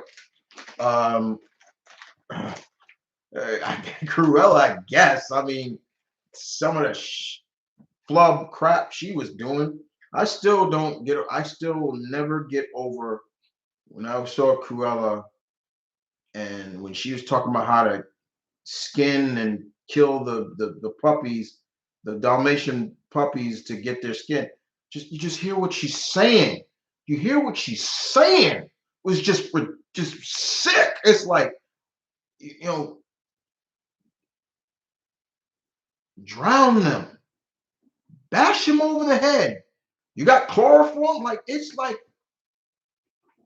this woman is demented. She's sick. Like you just hearing what she's saying to do to these puppies. Like she's almost saying to Horace and Jasper, make a snuff film. Make a snuff film of you beating these dogs to death. There's a lot of sick people would get off on that too.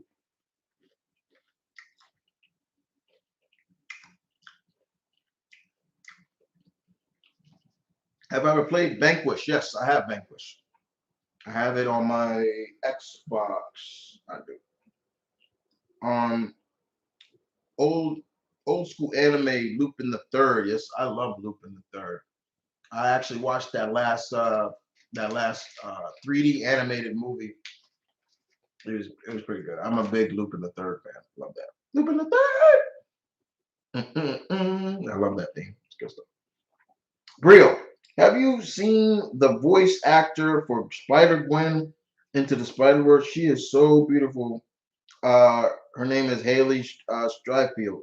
Yeah, she's gonna play Kate Bishop in Hawkeye. I know she is. She's a talent. Have you ever? Do you have a favorite Simpsons episode? Man, I haven't watched Simpson in years, a full season in years. But I did. I loved all the Halloween specials. Those are my favorites. But outside of that, um, probably one of my favorite episodes of Simpsons is The dude when Homer went into the psych ward and he was in there with the dude who thought he was Michael Jackson. That's funny to me. That's funny.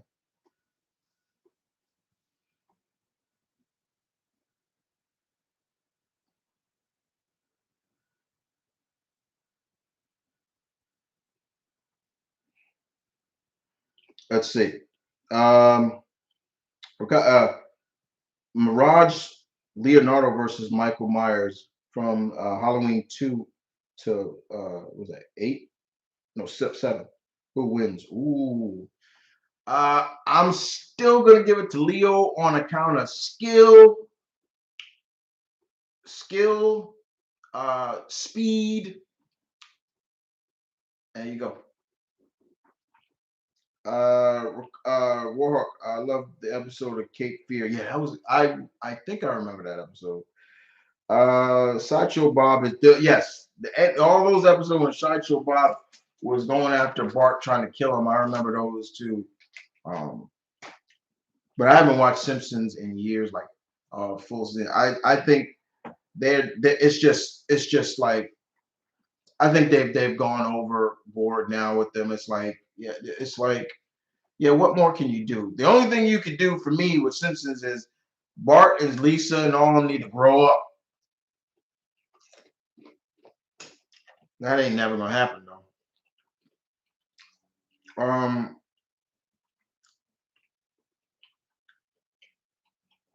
oh, and I like the episode Who Shot Mr. Burns. I like that. When it turned out Maggie did it. One saddest episode ending, Mother Simpsons. Um, okay. Scariest vampire in TV in your opinion? Scariest vampire. Mm,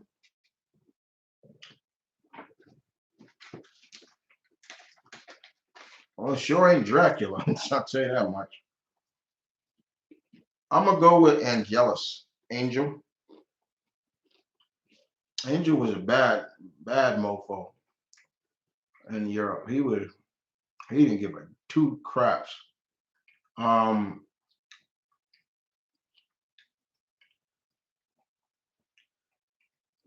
yeah, that's one. There you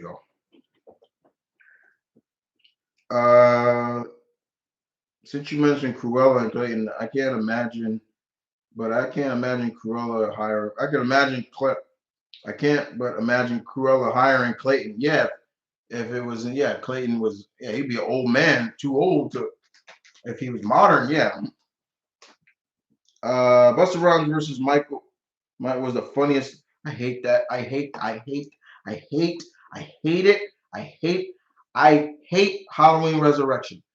Hate that. Hate it. I hate that more than Halloween 5, Season of the Witch.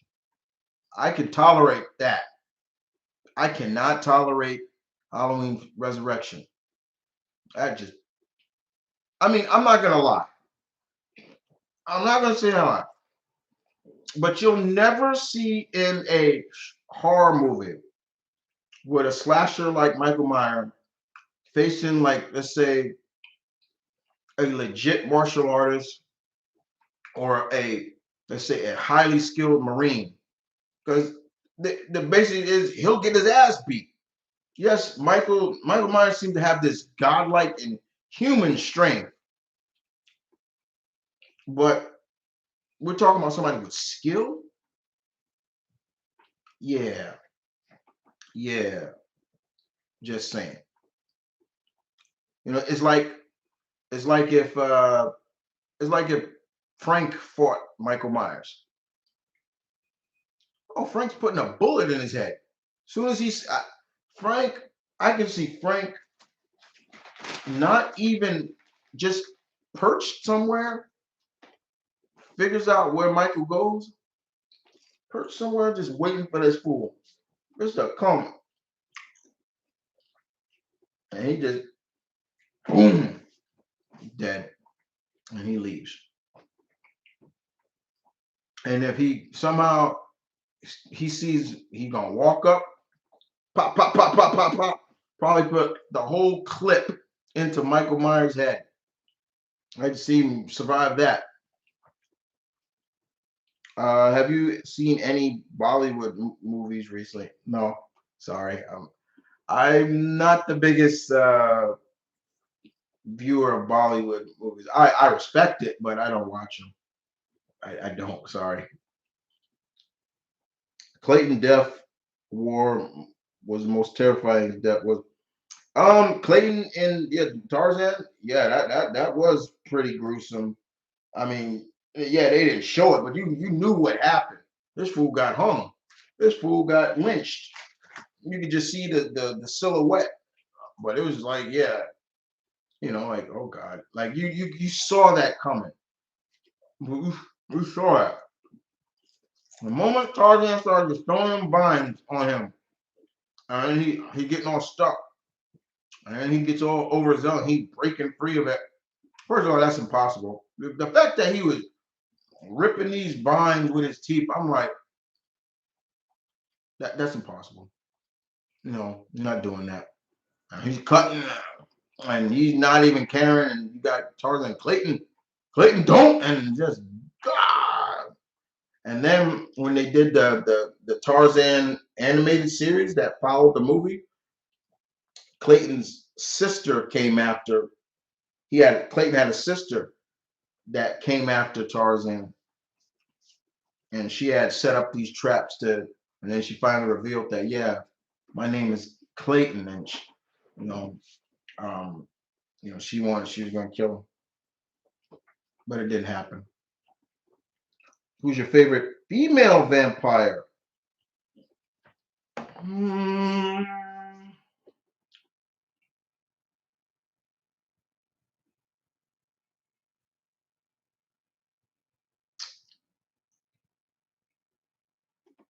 Uh,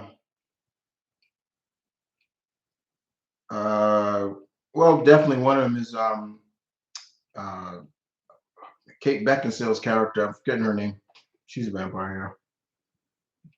Was it? God damn it! Plugging out on her name. Definitely one of them.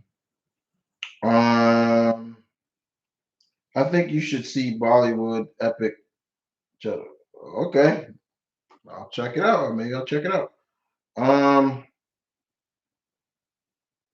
I know I missed something. Here we go. Another one. Chris Funk. I missed this question. Are you a fan of Godzilla? The flub kind of question was that? No, I'm just messing with you. Of course I am. Love the big G. I love the big G. He's right over. He's looking at me right now. Look, he's right over there. He's right. He's right there. Big G's right there. Look, you can see him right now. There it is. There it is right there. Big G right there. Yeah, I'm a big fan of Godzilla. Um, did I like the movie with him and Kong? Yeah, it went exactly the way it should have went.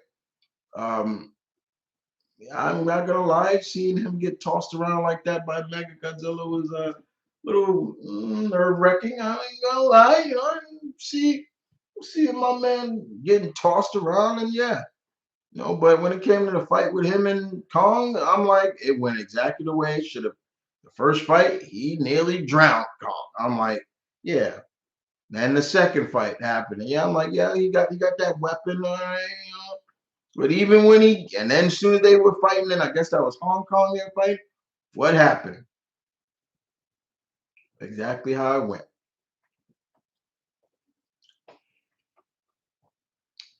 Um, let's keep going. I'll keep going a little longer for you guys.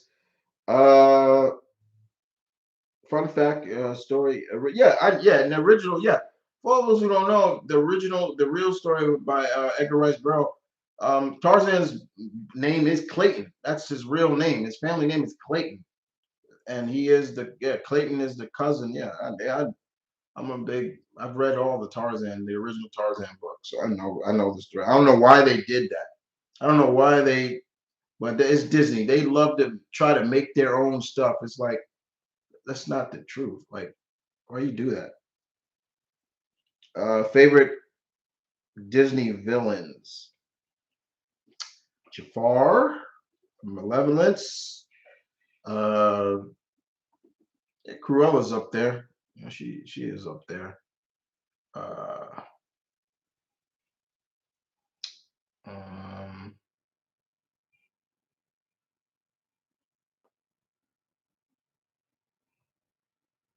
Madam Mim, who the other sorceress who fought Merlin and the Sword and the Stone. Speaking of Sword and Sea, yeah, I'm that's a live action Disney movie I want to see live action. That's practically the only one I want to see is the Sword and the Stone with Merlin and young King Arthur or Wart as they called them. You throw Scar in there, of course, but yeah, and it is what it is. Uh, yeah, okay. Mirage Raphael versus Jason Voorhees. Yeah, that one's going a different way. Yeah, yeah. Yeah, you better get out of here, Raph, or you about to get your head knocked off. Here's Jason Voorhees. Nope.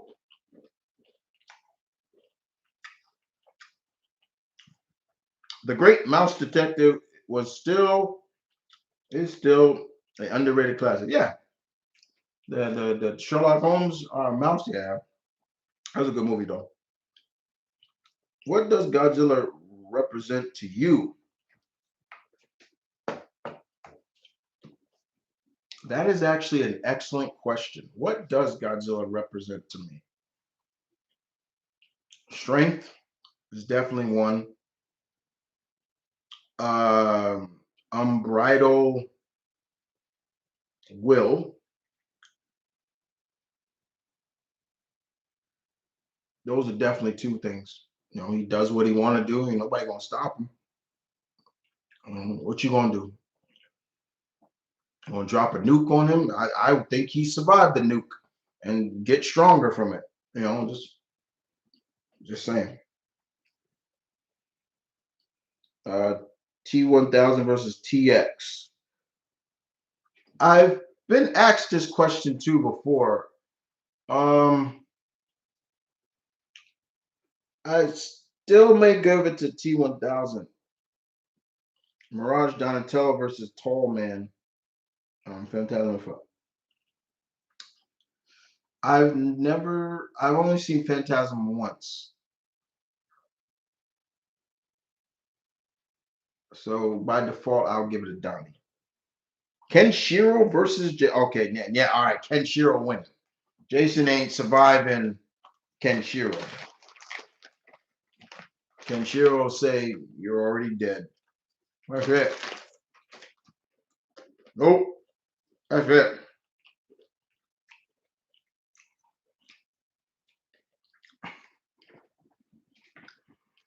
Bugs Bunny and Mickey Mouse get into a fist fight. I'm going with Bugs. Bugs can scrap. Bugs can scrap. All right, come on. Bugs can throw. I've seen Bugs throw them jabs, and I'm like, okay. I ain't never see Mickey throw down and out here. Kenshiro versus Popeye. Come on, man. Come on. Come on, man. Come on.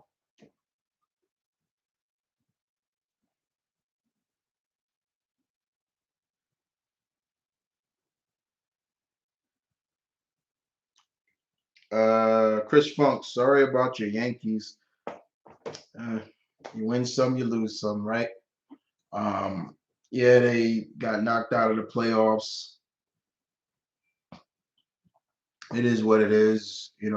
My Raiders just lost their Coach Gruden, and shit that went down with that. That's just some shibble bullshit right there. And I don't mean it because it happened. No, I mean it like the fact that they were just these guys were playing with somebody like that. Like, and now you want to come out and apologize. It's like, dude, you've been doing this for 7 years.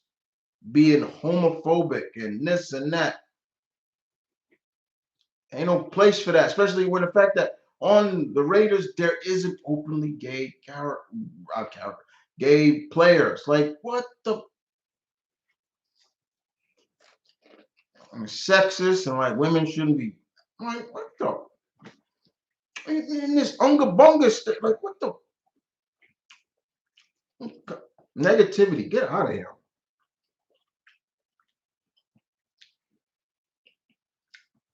Me versus you. Who? I don't know. I don't even know what you look like.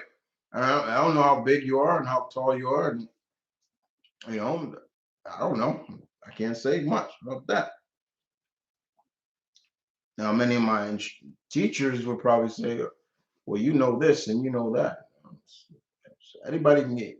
It's like what Tyson said. You know what Mike Tyson once said? Everybody's got a plan until they get hit. That is absolutely true. Everybody's got a plan until they get hit. If somebody can take a punch and yeah, you get up from that and you just like, I'm gone. Like I'm gone.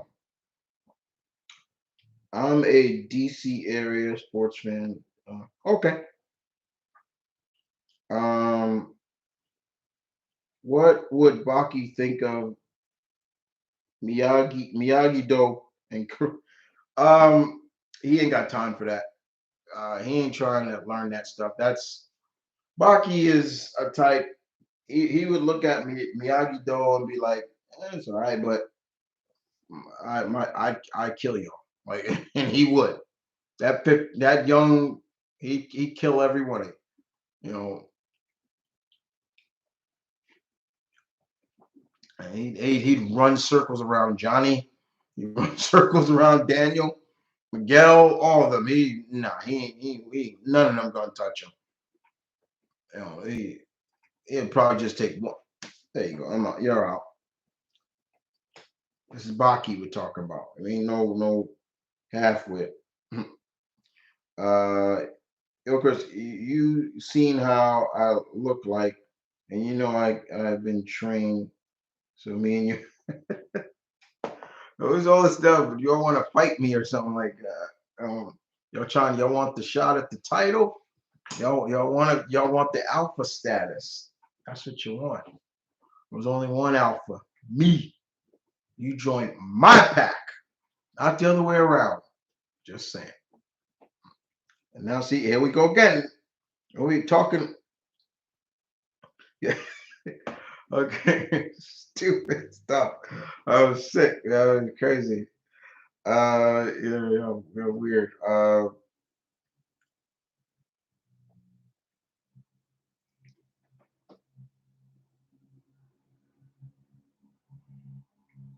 right, that's not crazy. I ain't messing with y'all. Chris Funk, once again. Thoughts on the new Resident Evil movie? Welcome to Raccoon City. I'm not gonna sit here and lie.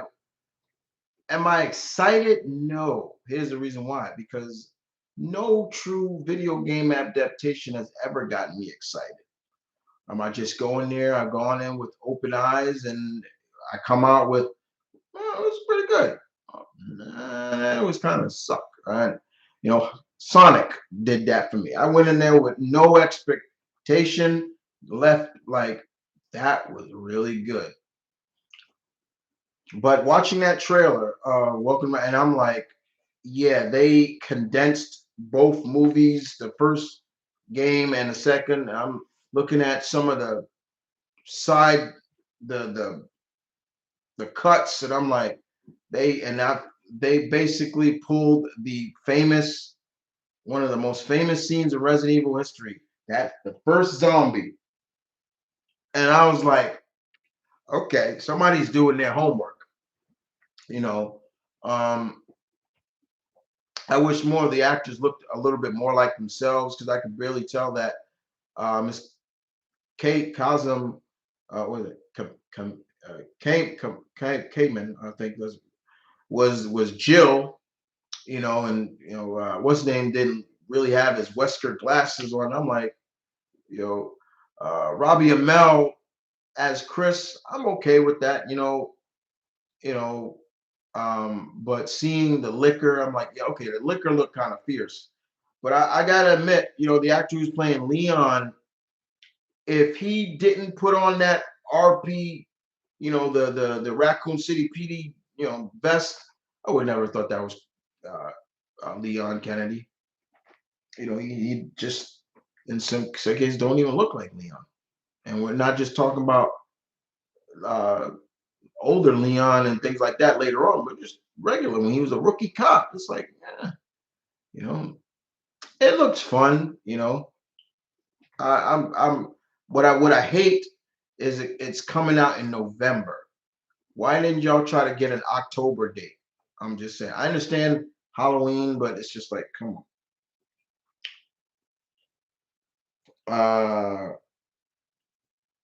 All right, let's see.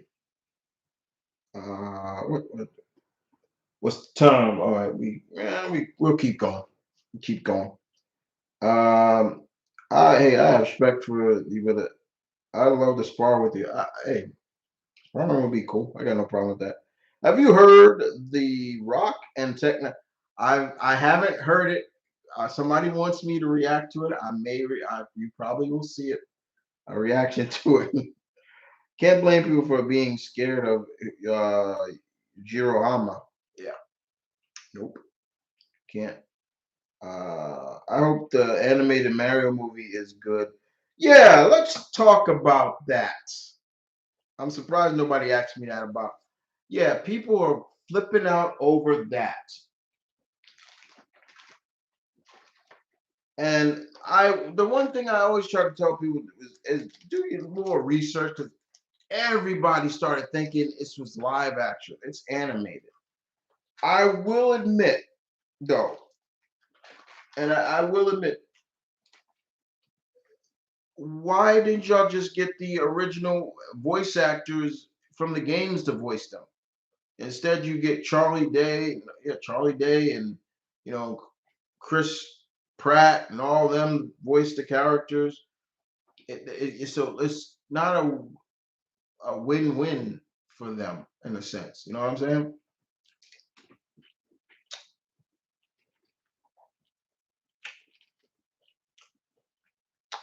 What if Rocky trained Ipo? Mm. That'd be cool, but Ipo didn't need it. He didn't need. He don't need Rocky. That'd be cool to just have it, but he didn't need. He don't need. He didn't need Rocky.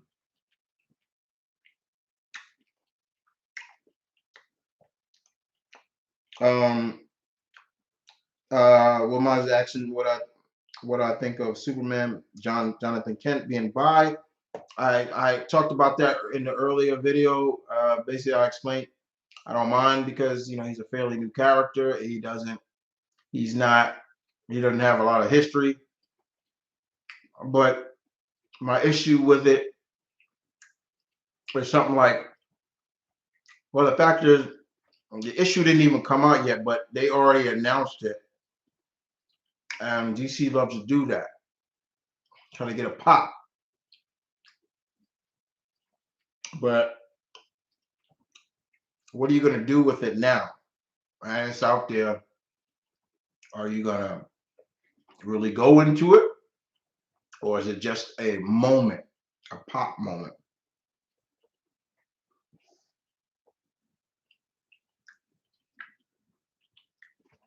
Good night, Miriam.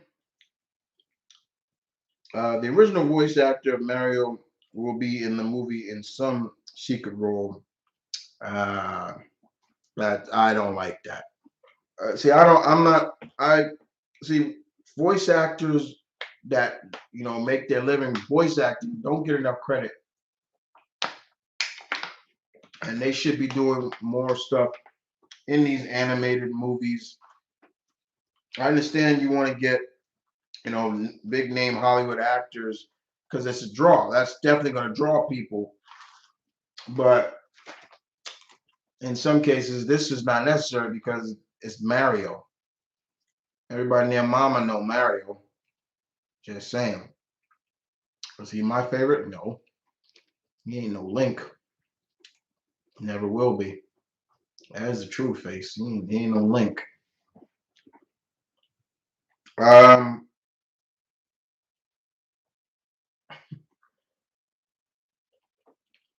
I like action Mario. Oh, from the 90s. Yeah. Buffy the Vampire Slayer is turning 25 next year. Yes, she is. 25th anniversary coming up.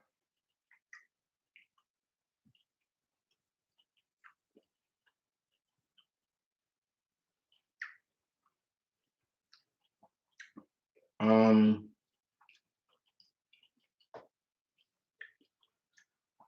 Frank Weller should be in the Walk.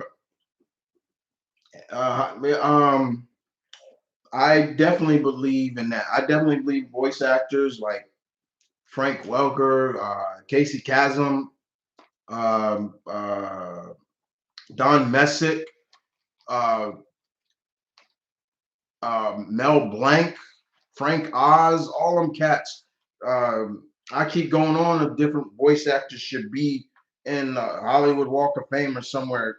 The amount of hell, even Tara Strong, the Queen herself, should be in. The amount of voices that woman has done, ridiculous.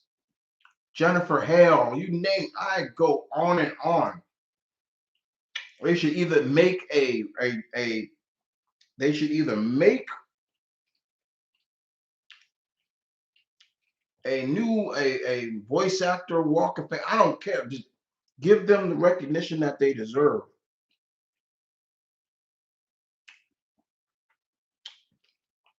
Um,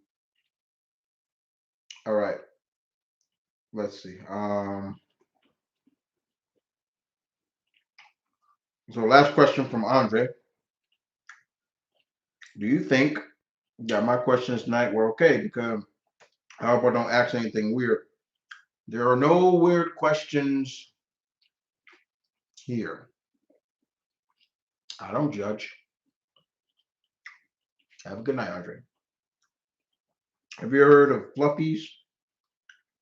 I think I have.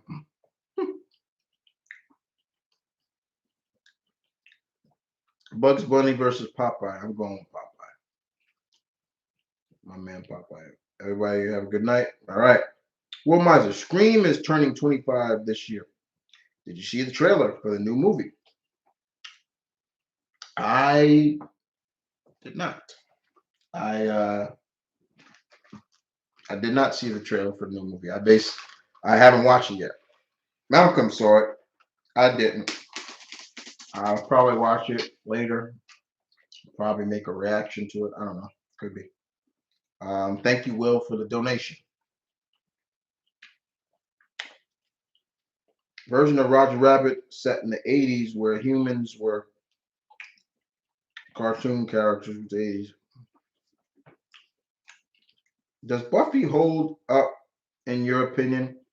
Um, yeah, she does. I love Buffy.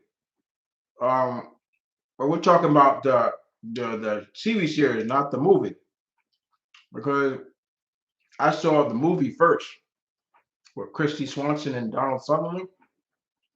Ask Buffy. She will always be Buffy. And Rucker Hauer and that, and the late Rucker Hauer and Paul Rubin in that movie. You know, that's Buffy. And then later on, Sarah Michelle took over. But and also Luke Perry, the late Luke Perry was in that movie too. Man, there's a lot of people in that movie that man. His son is a really good wrestler. Luke Perry. His son is his name Jungle Jack Perry, Jungle Boy. Good guy. He gonna be somebody. He's gonna go far. June Foray, Paul, Billy West, you know, all them cats, man. Like that, yeah, man. The TV series that is. Oh, the TV, yeah. I still love Angel. I love Angel. I'll throw down. I'll turn on some Angel. I, I have Angel in my collection, but I don't have all the sets of all the seasons. So I go on Hulu and watch it there. And there's some scenes, some seasons I didn't really like too much, but the initial first couple of seasons I loved. And then when Doyle, I hated when Doyle died, and that's Angel. And Buffy, you know, it's funny to see her there, and then you see Sarah Michelle. You're like, damn, did she fucking age or what? Did she age? Like, she's another one that kind of ages has been aging very gracefully. You know,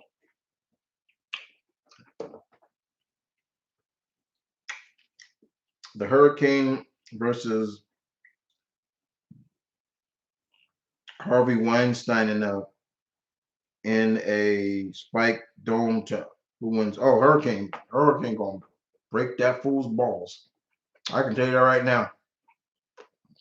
I don't even have to let him come out. He's been dormant for a while now, but he watches everything. So yeah, Hurricane would knock his ass out. And he loved doing it too.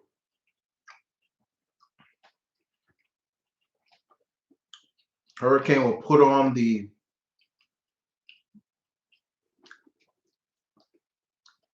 his music of choice will be the Hitman theme. I am nobody. I am everybody. He would go crazy. Yeah, you would. You know you would. Stop. Don't play with me. Have you watched Dark Side of the Ring? If you're, yeah, Jesus Christ, yeah, Dark Side of the Ring is no joke. I think I just watched the one with Canyon. Yeah, I don't have to say much. Um,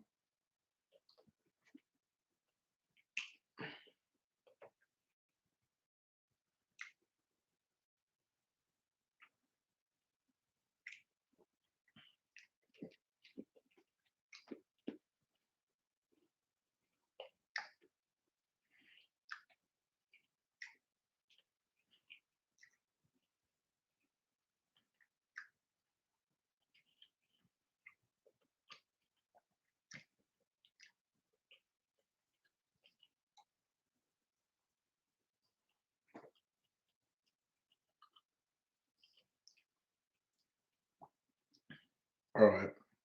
Sorry, guys, I was texting somebody. All right. Let's see. Last question from Terry Funk. I mean, Terry. See, I'm getting your name, Chris Funk. Are you ever going to upload again on your gaming channel? Yeah, I am. Yes. Don't worry, I will. Um, I will. Thank you for the questions. Have a good night if you're leaving. All right. Damn it. Come on. Come on, Skittles. Yeah, I'm eating Skittles. Oh, there you go. Dropped it. Dang it. Okay. Anyway. Okay. Uh, did you watch the Escape the Undertaker? No, but I heard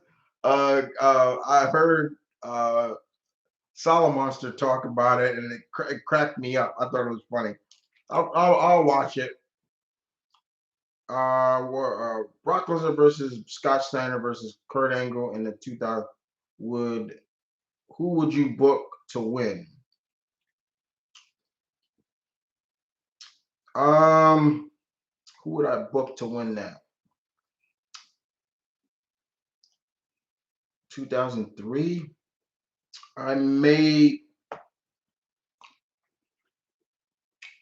It's probably gonna come down to Brock and Kurt.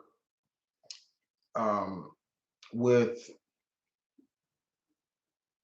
Brock going over. It was 2003. Yeah, Brock was still riding high. He had, he was on the verge of, beating. He was running through everybody. 2002. That's when he beat The Rock for the belt. So, Steiner. Yeah, I ain't never. Good night, Chris. Good night, Juan. Chris, do you ever want to get married someday? Yes, I do. I want kids too. Yes, I do. Um, and that's a good way to end this too. Yes, I do want to get married. I do want children. I love kids, and I don't mean it like that. I used to work with children, and many of them didn't even know their dads. So that should break my heart, you know. But yeah, I want to be a father. I want to pass my hobbies on to my kids. But the point is, you gotta. I feel like you have to find the right person. I'm sorry, I was talking with food in my mouth. You find the right person. You gotta realize, okay, don't just jump into anything. I never just jump into anything without really kind of testing it. But I will say this, guys, and I'm going to end it right here. Um, there is a lovely, lovely, lovely woman who lives in Philly that has caught my eye, and boy, has she caught my eye.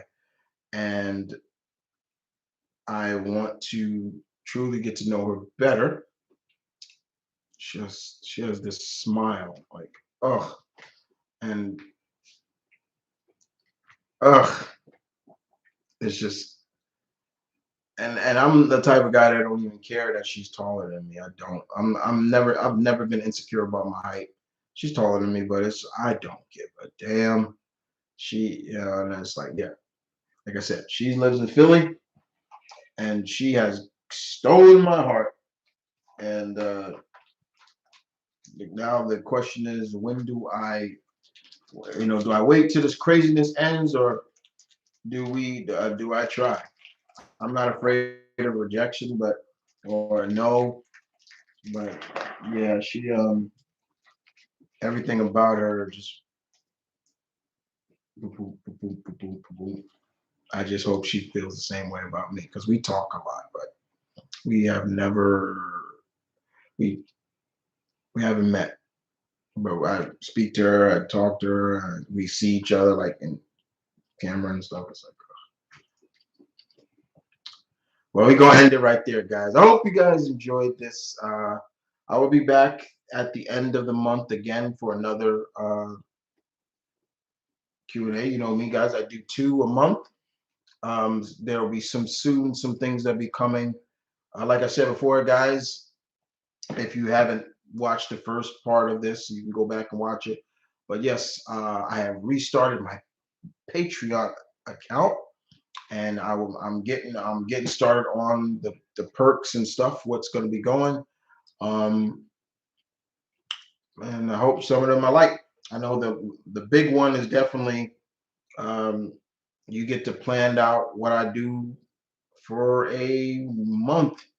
I think it's one of them. Like it's gonna be either a month's of what my what I do for the opinion spot for a month. You get to plan that out. So you become quote unquote my booker. Just saying. But I'll give you more info on that, guys. Remember, guys, this week we have Halloween Kills. So if you're gonna go see it in the movie theaters, or if you have Peacock, it's gonna be on there. I'm gonna just stay inside and watch it. Um, I still need to see James Bond. I want to see Daniel Craig's last performance as the character. Uh, there's a couple of games like Back for Blood. The same people that gave us Left for Dead makes this game. Uh, House of Ashes will be out next week, I think. I'm looking forward to that. Yeah. But with that being said, guys, deuces.